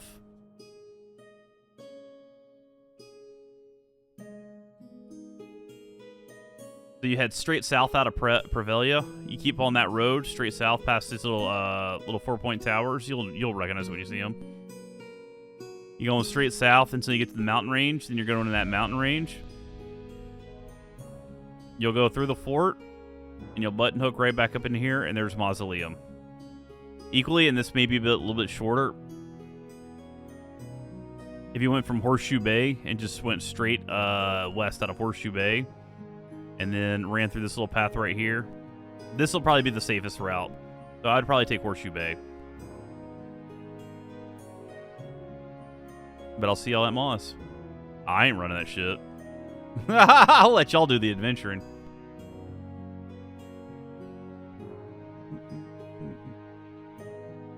Alright. So we're in the outside of Mausoleum. We're going to go ahead and head in. For the overall dungeon guide for Mausoleum, again, Straw Hat's videos will be down at the bottom. He does a detailed overview of Mausoleum and all the dungeons. Highly recommend if you've got questions and want to check it out, go check it out there. So we're going to run past level 1. Our main objective is to get to level 3.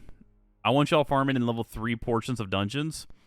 Please know this. You cannot farm in the entire level 3 dungeon in your current state. Do not do this. You're too weak. If Mausoleum 3 is packed, I recommend you go check out Aegis 2. Aegis level 2. Technically called Aegis Keep. And again, that's right outside of Horseshoe Bay. We mentioned it earlier in the video as well.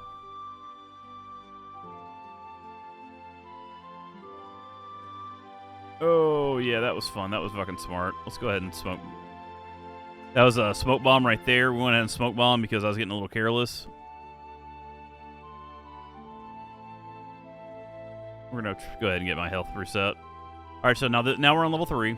Let's turn this back on.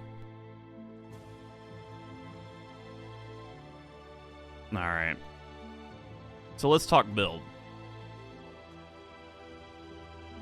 It's been a while since we really talked about this in the opener, so we're going to go ahead and start talking like this from scratch.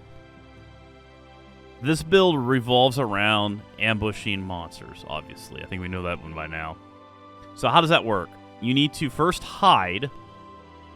Once you have hidden and your 10 seconds between your 10-second hide timer is worn off, then you need to stealth. You cannot move while you're hidden, or else it will reveal you. When you're hidden, obviously you're invisible. When you're stealth is when you can start moving. You should have about 14 steps from the start.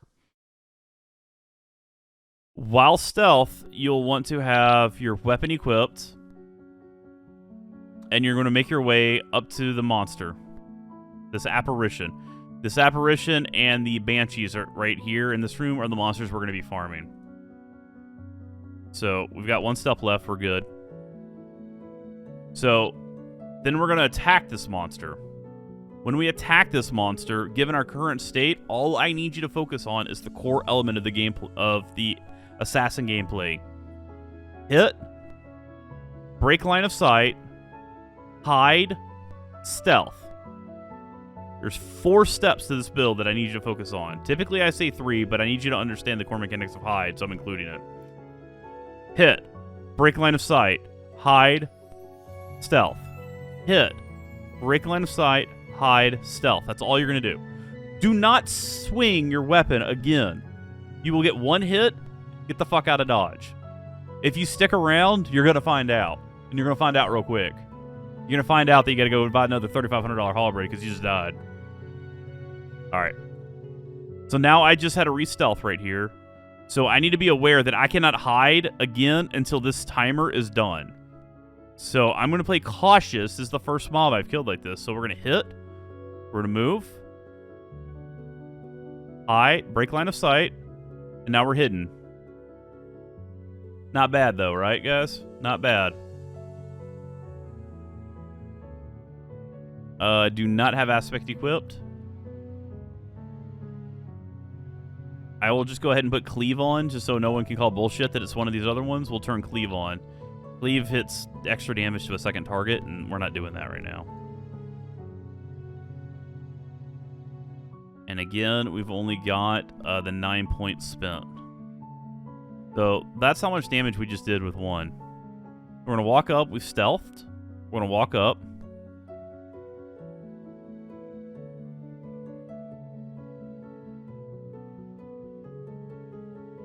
Hit. Break line of sight. Hide. We got the bleeds ticking. The bleed's going to finish it. We two-shotting? We two-shot, boy? No, we're not. Stealth is a go. Oh, we did get the two-shot. So in situations like this, it is most optimal. Don't worry about the loot.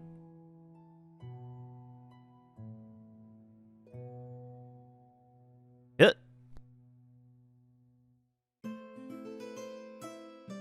There's your loot right there. We got a dungeon, carpet dye, mausoleum carpet dye, and we got some gold. But don't loot it because you'll break. We just have the window open because we happen to be near it. We'll come back for it. Get right up next to him. He's going to reset. We're going to re-stealth. We're going to get up near him. So I'm not going to go all the way to that timer's down. So we're going to get away from dodge. We'll watch the teleport.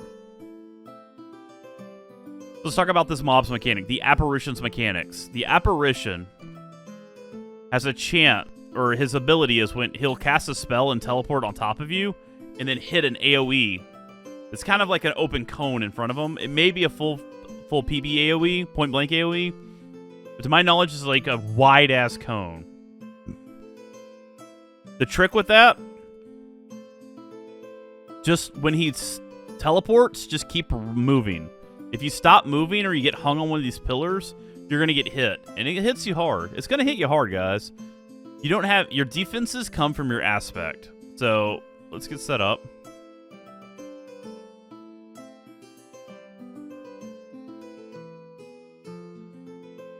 So if I was to move right now, I revealed myself. And then I took a hit. Keep in mind, the only way you can heal right now is your alchemy. Your skill profile should look exactly like this. 100%, this should be your skill profile right now. The only thing I would do if I was y'all is... Probably, I'll be honest, you may want to bump alchemy to 40. I don't want you getting overconfident in arms lore or anything like that. I would probably just bump alchemy to 40, and then you'll lower alchemy as you get skill scrolls. And you'll work up camping, you'll work up stealing. I'm sorry, stealthing.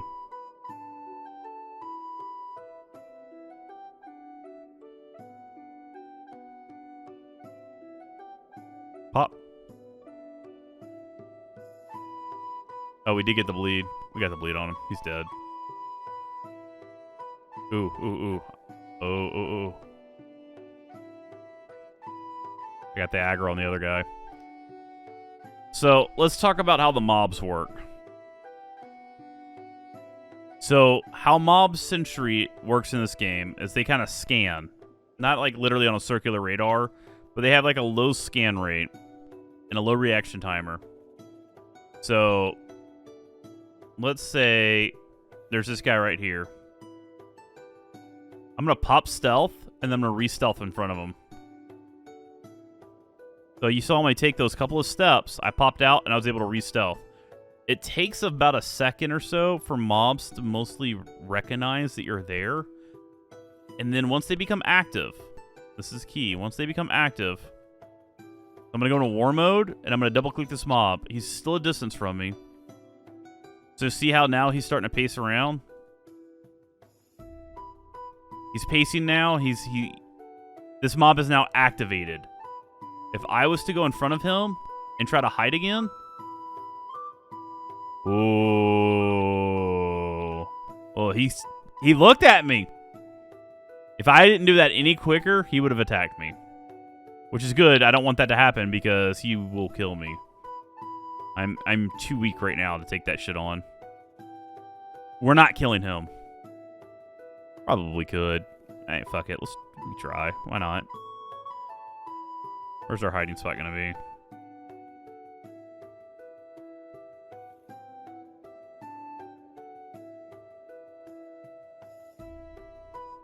Oh my god, I'm stuck on that. Oh. Oh, he's dangerous. I don't know this thing's mechanics that well. I haven't really studied it. I'm kind of doing this ad hoc. Or off the cuff, if more reasonable.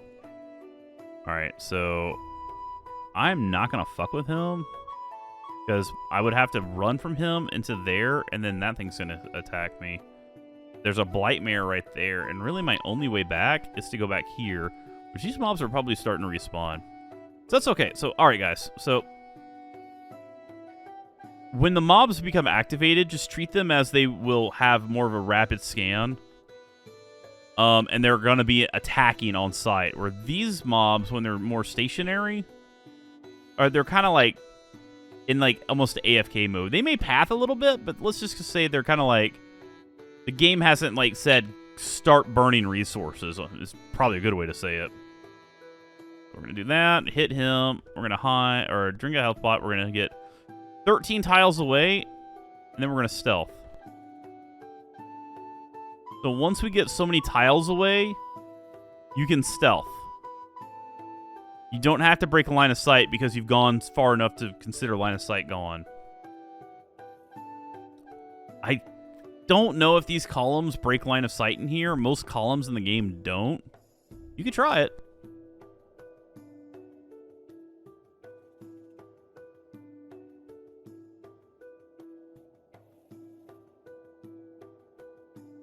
So, I definitely want y'all looting. Just loot everything. Why not? So, here's a big reason why we're farming here. If reds come, these are tracking. I'm going to go through all of the add-ons and everything here in a little bit. But if reds come, I need you to get to this gate and travel. Now you're out of the dungeon.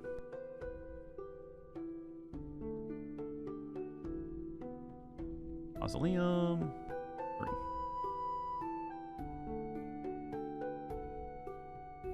Alright. Let me see if I can pull this off without, Alright, we're gonna act like I just leveled up my Thieves Codex, because you already saw earlier how fast that can go. I'm gonna put 1 point in Overlook. I'm gonna walk up. You don't really need it, but it helps. Stealth. You should be able to walk up, kiss the mob, and stealth. It can backfire every once in a while, but technically you should be able to walk up. As long as you're not doing like a zigzaggy kind of a thing, and you're running beelining right in, it works well. Let's hit. Let's break line of sight. Hide.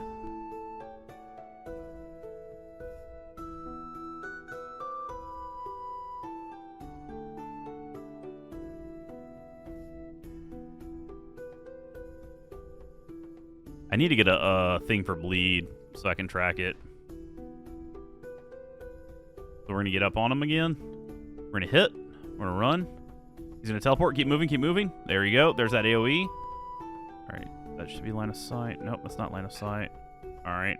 We're going to go around this turn. We're going to fuck that mob. He's going to come after us too. Hide. Sometimes you don't have to get like, I got to stealth here and I got to run. You could have stealthed right there around that. But that thing's angle, I was kind of worried he was going to catch up on us. The big thing I want y'all focusing on right now is surviving.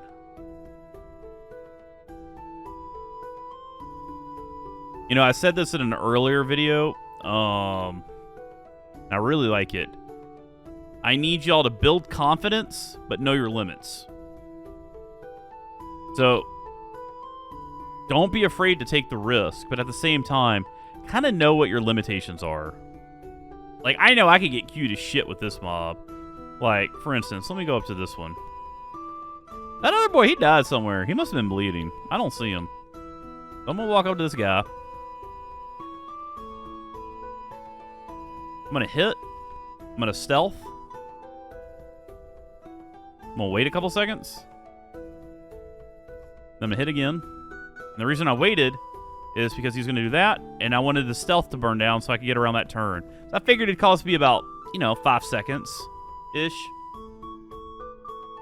So we just double hit him. And if you're like, this damage doesn't seem that great. In a level 3 dungeon, given your current state, this is fucking insane. Not many classes can do this. Ooh, I thought I hit him. Cool. So, keep in mind, we're still mugging. We are still mugging. Let's go to options. Info bar. I need to add this on my main because I actually never really did it. Gold. So we're already at 5,000 gold. Just me trying to explain how this character works. And I don't even think I've looted everything.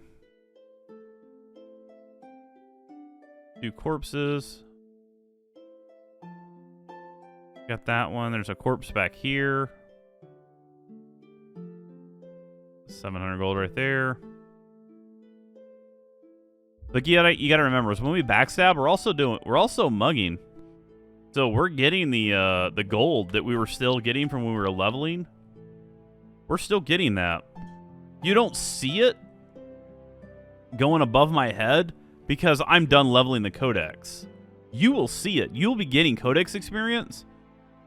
And if I had shadow turned on, like let's say for instance I turn shadow on I'm not gonna turn it on, but if I had shadow on when I mug, I also get shadow experience, which is about 20% extra experience.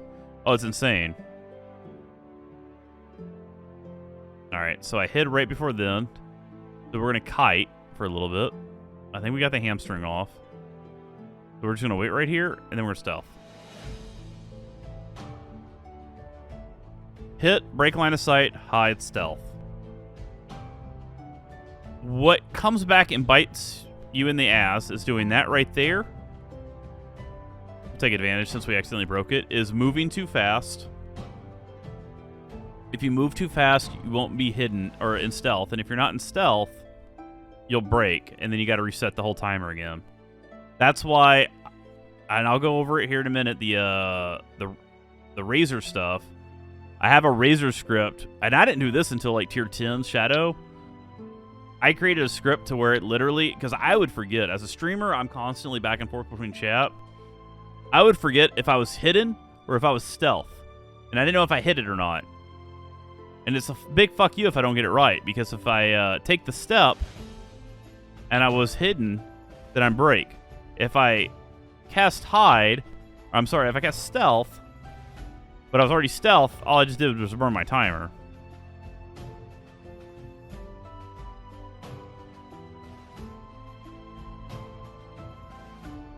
Alright. So you can't hide right now. Boom. There you go. Alright, so let's talk about the aspect and the farming. Because you're going to be able to farm quick. You're almost at 6,000 gold. Right? You only need 60,000 gold to get your aspect. And that's if you didn't get any of the stuff along the way. So, I mean, like, you're 1/10 of the way there through a bullshit guide. And that doesn't mean if we get rares, selling that, our black goods, turning our black goods in to get more gold, and all this other stuff that we can get. This is just raw gold. By the time you get to about 30,000 gold, you'll probably have it already. You just need to turn this shit in. So let's talk, like, what does it all look like next? You get your aspect unlocked. And at tier 0, you don't get much here in your weapon. You will get a chance, very, very, very small chance, on a swing to get your special. What does your aspect special do? Your aspect special will vanish the player immediately into stealth and grants them 50 plus 5 steps plus tier level. So 50, I'm sorry, 5 plus half of your tier level in stealth steps. So if I'm tier 10, that's 55 bonus steps. So if I've got 20 steps plus that, like 77 steps. Also, damage on their next backstab within 30 seconds is increased by 800 damage plus 80 times your tier. So, if I'm at tier 10, that is 1,600 damage. On top of the backstab. I just hit for 900 damage right there.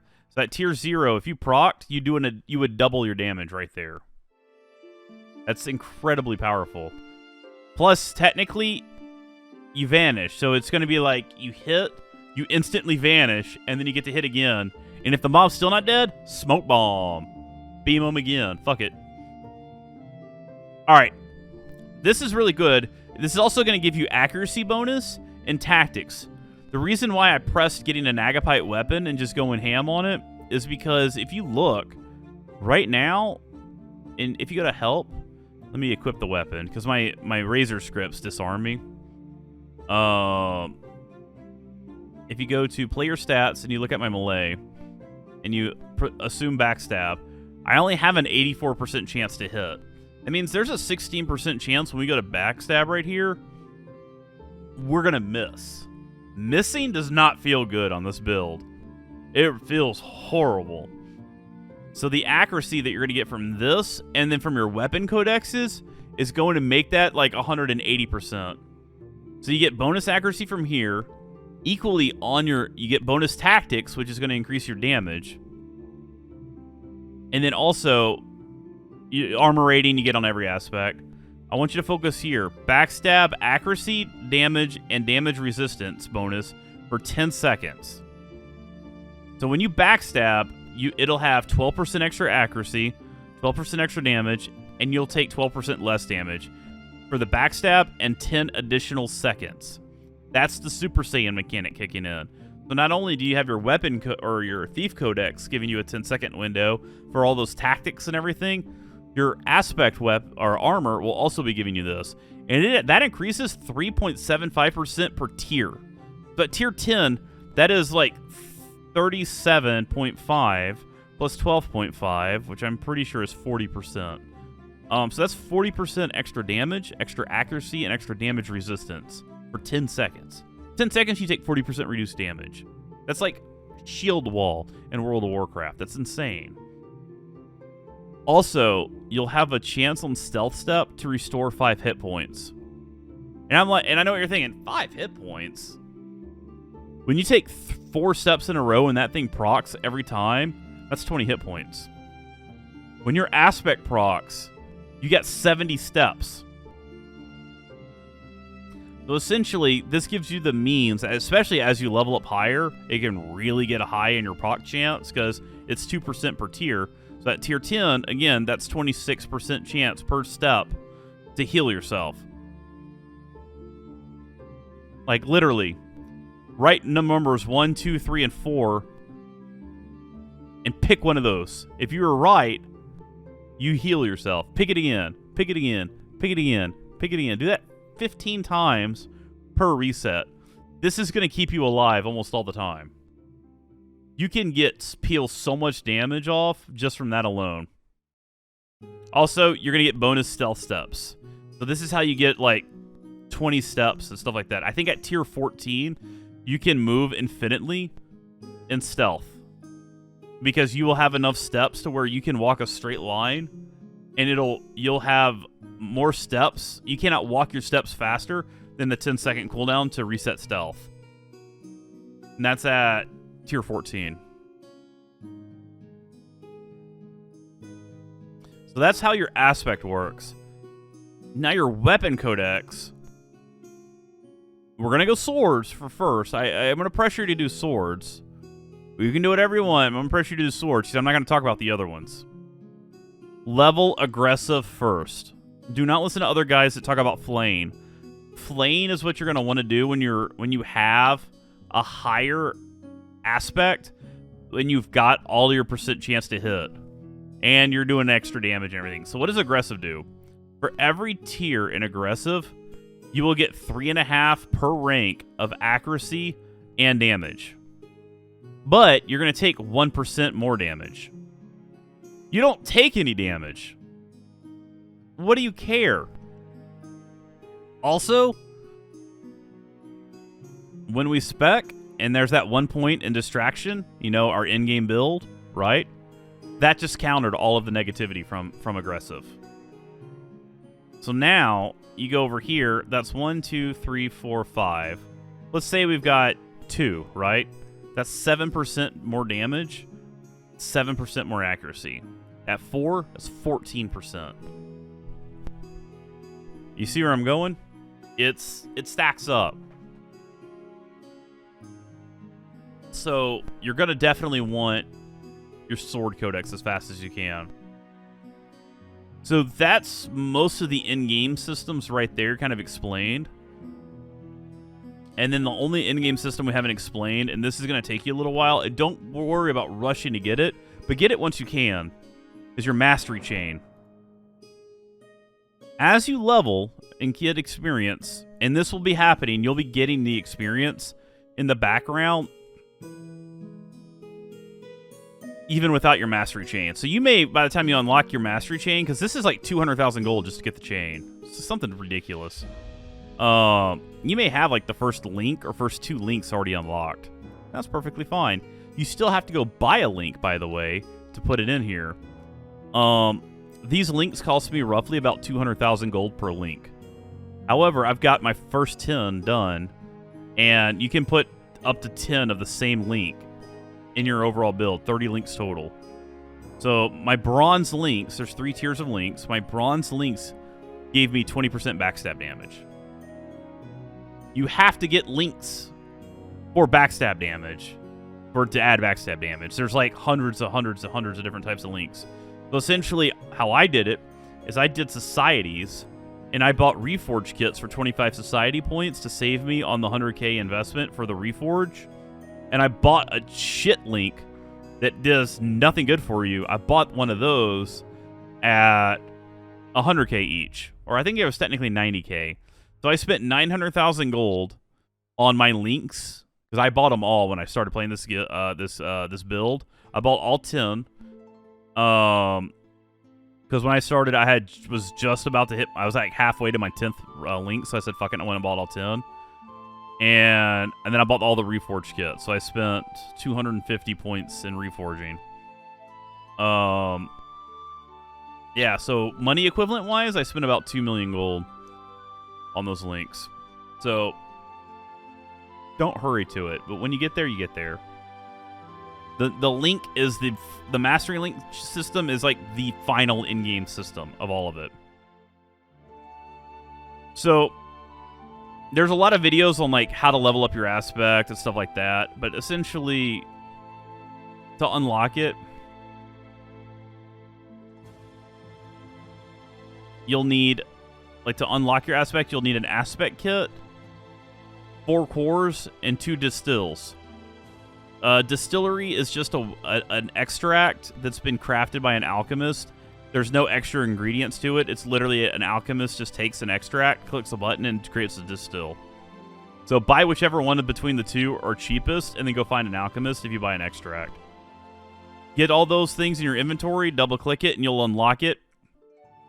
When you unlock it, you unlock the aspect for everything. There's only one leveling tier, like one experience bar, so they're always the same. Like, you see shadows, like, for me, it's like 713, 713, 713.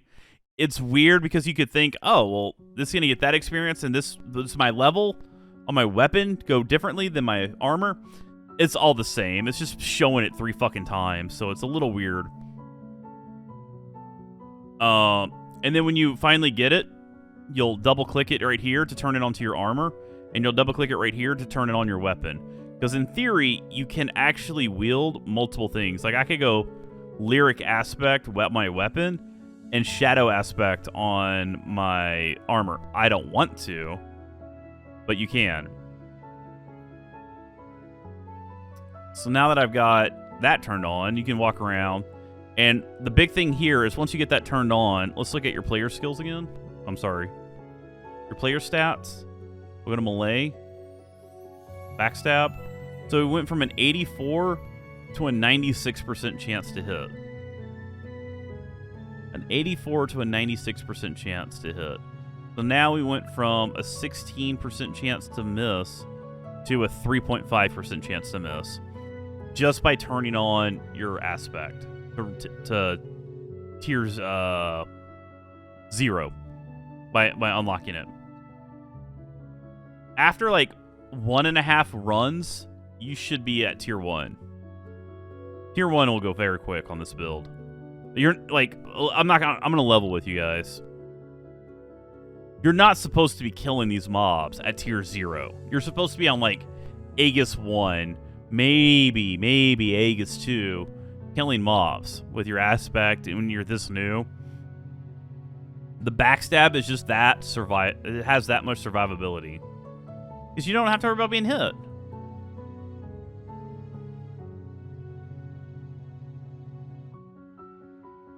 Whoops. Ran out of steps, wasn't paying attention. So that happens, guys. That's gonna happen. But with the scripts I'm gonna provide y'all, and they are in the description. Obviously, all my scripts have been in the description. You should have seen them by now if you watched the whole video. Yeah, you'll have it. So this is literally the build. This is the build. Let me review my notes real quick to make sure. Have I missed anything? I don't know. Well, give me a second. I have like a shitload of notes, but I haven't been looking at them. You grind for gold, sell gold. I've covered that. I didn't really talk about the rares. I figure like y'all figure that out. Y'all are smart guys. Get the Codex to 9, beginner guide, how the assassin works, the scripts. We're gonna cover the scripts. Yes.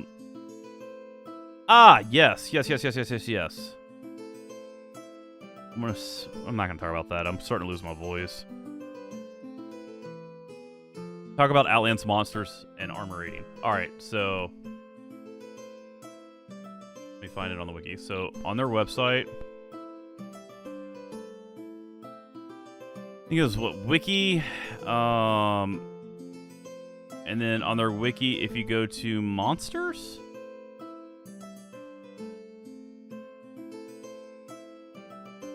Monsters. View all the creatures. This is what we're looking for.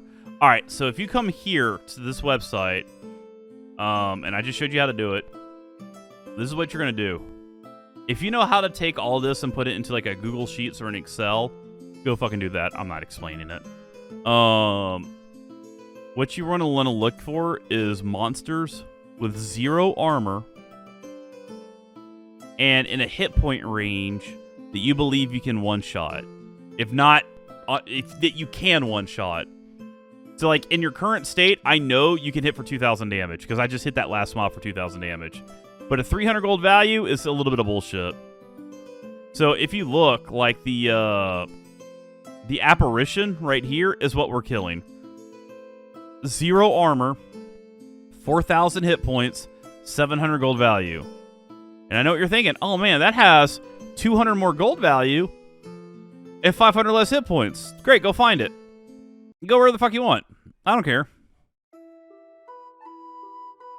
The 120 wrestling, you're going to want a little bit more accuracy for. You're going to miss more. I'd probably wait until you get to about tier 2, tier 3. Where is this? Ossuary? Go nuts. Ossuary is a bit of a nightmare in general, but I highly recommend farming there. It's a great place to farm. No armor means you're going to hit hard because they don't have any armor to resist your melee. Obvious. Look at the hit point. How much hit points? Because you got to do this. If I hit for 1,500 consistently, do I want to farm mobs that have 3,000 hit points or 3,500 hit points? Mobs with 3,000 hit points will always be 3 swings. I'm sorry, mobs with 3,000 hit points and I'm hitting for 1,500 damage will be 2 swings. Mobs with 3,500 hit points will be 3 swings. My swings take 20 seconds to wind up. So you got to break some of this down. Now, you don't have to, but this is where you get into the end game. This is the end game. Putting this together, figuring out where you want to farm, figuring out also if you've got XP bonuses from your guild and all this other fun stuff. This is where the game starts to meld together, guys. So this is a really powerful website. All right, now let's talk about Razor scripts. I run a multitude of scripts, but I believe I talked about it earlier, and just in case, we're going to talk about it right now. If you go on Jace's webpage, if you go down to users, I'm the 3rd most posted person on scripts because I posted them all today. And also, I don't know why it hasn't updated yet. You can type in /users/Legenis and find me as well. He gave me a dedicated link. Anyways, these are all of my scripts. A lot of these are the ones that I use. So like the Legenis Backstab weapon swap. I use this to swap between my 2 weapons. I always carry an offhand. I didn't talk to y'all about the offhand. The offhand is once you get your higher aspect, you can pop on it a few times and try to get some aspect procs while you're in Super Saiyan mode. I don't want y'all working on that right now. You'll figure that one out on your own. But you can do it. Carry a shitty one-handed weapon all the time. All the time. Here's why. When you get overweight, you cannot drink a potion with a 2-handed weapon. You've been seeing me drink potions, but that's because I have it all scripted. My scripts for 2-handed potions, or 2-handed potions, my scripts for potions say right here, if my left hand is empty, drink a potion. Else, equip my offhand weapon, wait a half of a second, and then drink a potion. So you had to forethink through that. I don't want to always have to remember to shift weapons when I drink a potion, because I'm probably going to be going, oh fuck, I'm going to die. So I do this automatically. Okay? Now, you need a one-handed weapon. Also, if your inventory is full, it won't let you do this. I'm going to unequip and put it here, and then put my other weapon right here. It won't let you do that if your inventory is full, because you're not going to have space to put your weapon down. You can technically pick your weapon up, drink your potion, and then put your weapon back down. That works, but have fun doing that. I did do that for like the first 5 aspect levels, by the way. That was interesting. I died like a couple times because of that. And I was also fighting bleed and poison mobs, so that was really stupid of me. All right. Let's do... So these are all the drinks. All the drink ones are all the same. We got one for strength, magic resist, refresh, heal, and cure. Necro Go Boom, don't worry about that. That's for my necromancy build. I just wanted to post that. Legenis Snoop and Snoop Bag. These are my thief. For my thief, that's how I do, like, pickpocket people. Legenis Backstab monster. This is a good one. I've got a description with how it works right here, but I'll explain. If my left hand is empty, equip my backstab weapon. Else, if my right hand is my offhand, equip my backstab weapon. So I'm doing multiple checks to essentially say, make sure when I hit this button, this is the button I hit when I backstab. I don't attack, like double click the target. I have a macro that does a whole lot of sequencing checks for me. It checks to make sure I have my backstab weapon equipped, and equips it, if I don't. It targets the closest monster. It does a range check to say, are you one tile away? And if it's not, it'll say out of range. That's why when you say like this right here, this is the closest monster, and it's out of range, and it puts it above this monster's head. So hey, I know what I'm targeting.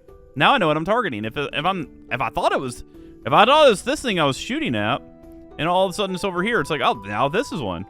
See how that works? If I'm in one tile, attack. So if I stealth over here now, I'm not in range, I'm not in range, I'm not in range, I'm not in range, I'm not in range, I'm in range. And all I was doing is rapidly hitting that button. Alright. That is the backstab closest monster. Backstab closest monster from range. It's the exact same thing. It takes out the range step. I use this one for archery.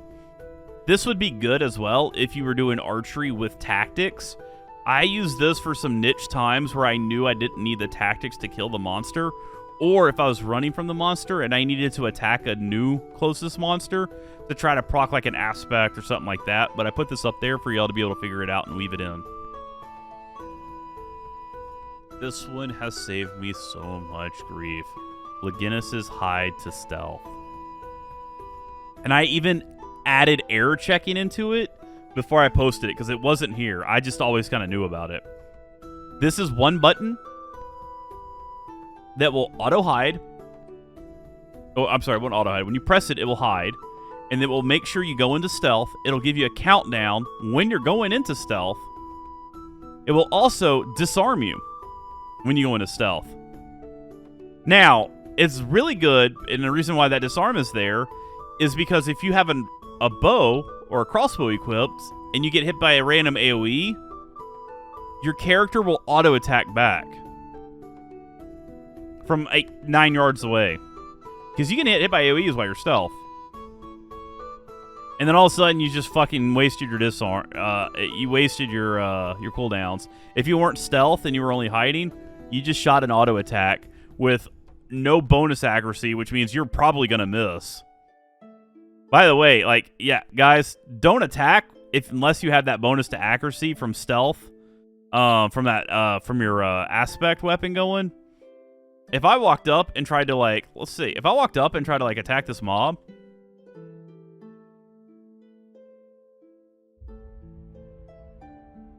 this is not going well.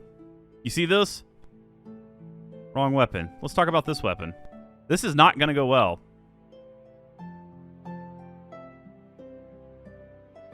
You see this? This is what backstabbing is.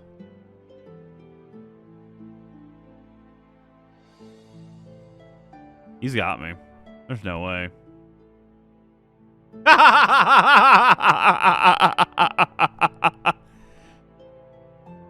Appreciate the damage you get from all the backstab bonuses. Appreciate it, okay? So it will use the skills hiding, going back to it. So appreciate the disarms and all that. Use skill hiding. Wait 300 of a millisecond because it needed it to register if you were hidden. And then it's going to wait 7 seconds, and then it's going to do a countdown. 3, 2, 1. Counting down 1 second in between, and then it'll give you an overhead message to go. Please, please, please, do not start stealthing on this. I just left it there because I thought it looked cool. Wait to see your stealth overhead message that we set up earlier. The actual in-Razor overhead message, okay? Because this sometimes will appear Like a fraction before the game knows you're actually stealthing. And no matter how much I know like that's bullshit, just don't trust it. And I know what you're thinking, why don't you just remove it? And I'm like, yeah. Because I don't want to make it that easy for you. You got your rope abilities, so if you need a thing for a rope, there's rope. You got your potions again, your snoop bags, your weapon swap, your hide to stealth, and then that was your auto level. So there you go. Those are my scripts. That's all I use. I do have some light scripting for shifting my stances around. I'm going to let you figure that one out. We talked about it earlier in the video where you can go into your paper doll and then go to help, codexes, under commands, and go to codexes, and then you got all your codex. These are all your stances right here. That's all you need, guys. Just make a script, shift between it, and do what it is you want. The only reason I'm not sharing them right now is because mine are not at the level to which I would share with another person. They're kind of buggy at times because I shift my weapons around and it gets weird. Now, the only thing I haven't told y'all is how to set in Razor. So you get your backstab. So it mentions double click my backstab weapon, double click my offhand weapon. You have to set this. In the script itself,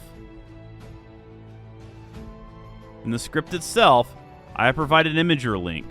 In case you're not watching this video, if you go here, you get a new tab, paste.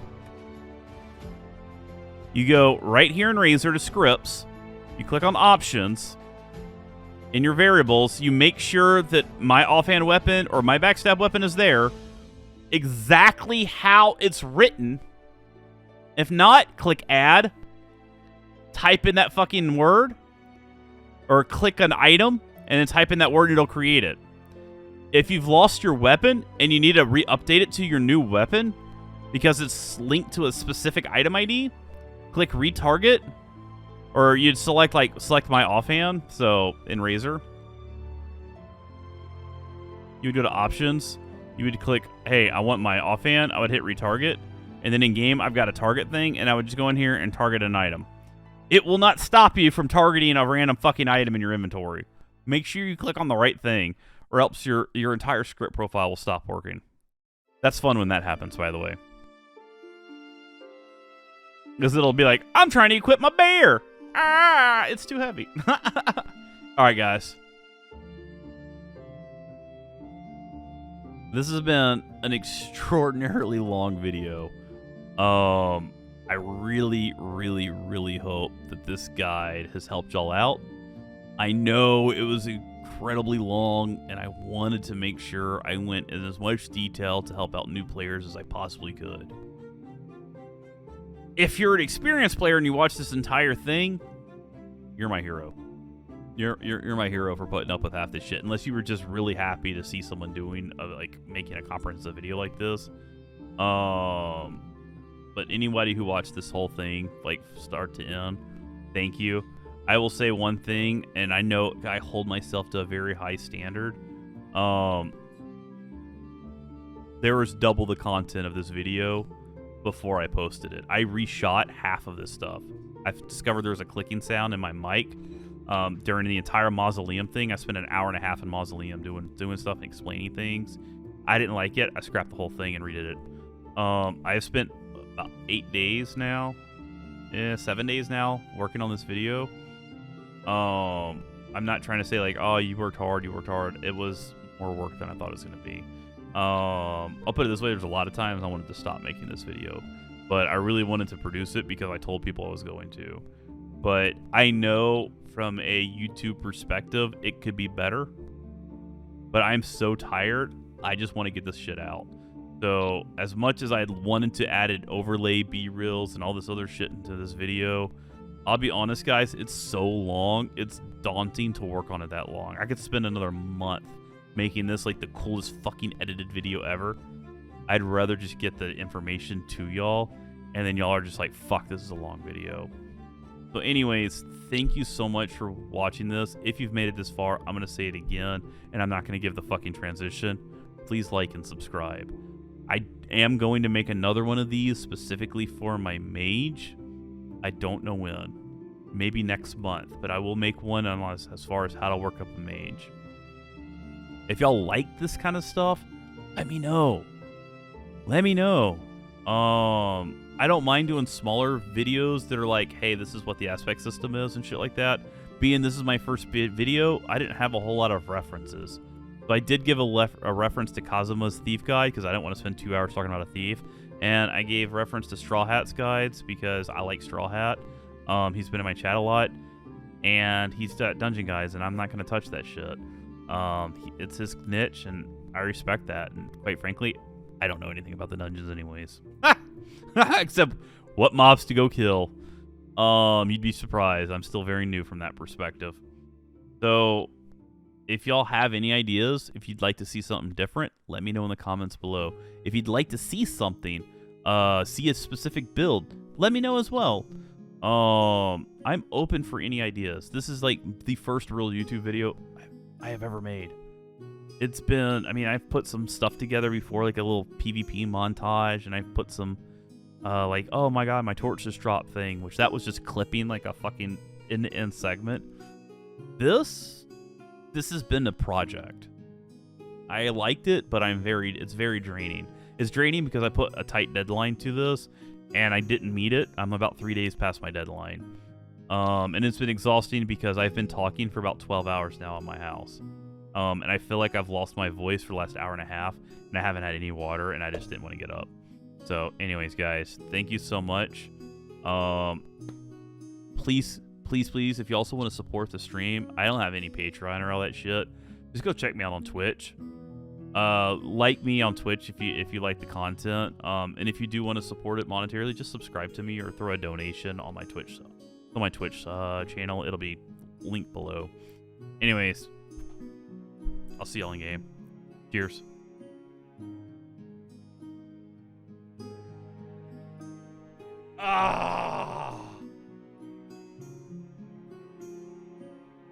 Yeah, I know I didn't end. Peace!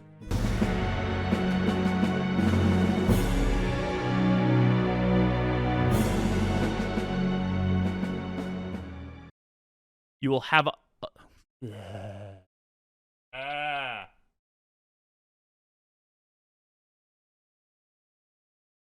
You will have tools and links down below that will give you vital information about your Outlands journey, and you will be prepared to take on the server. As a thief, there's so much editing.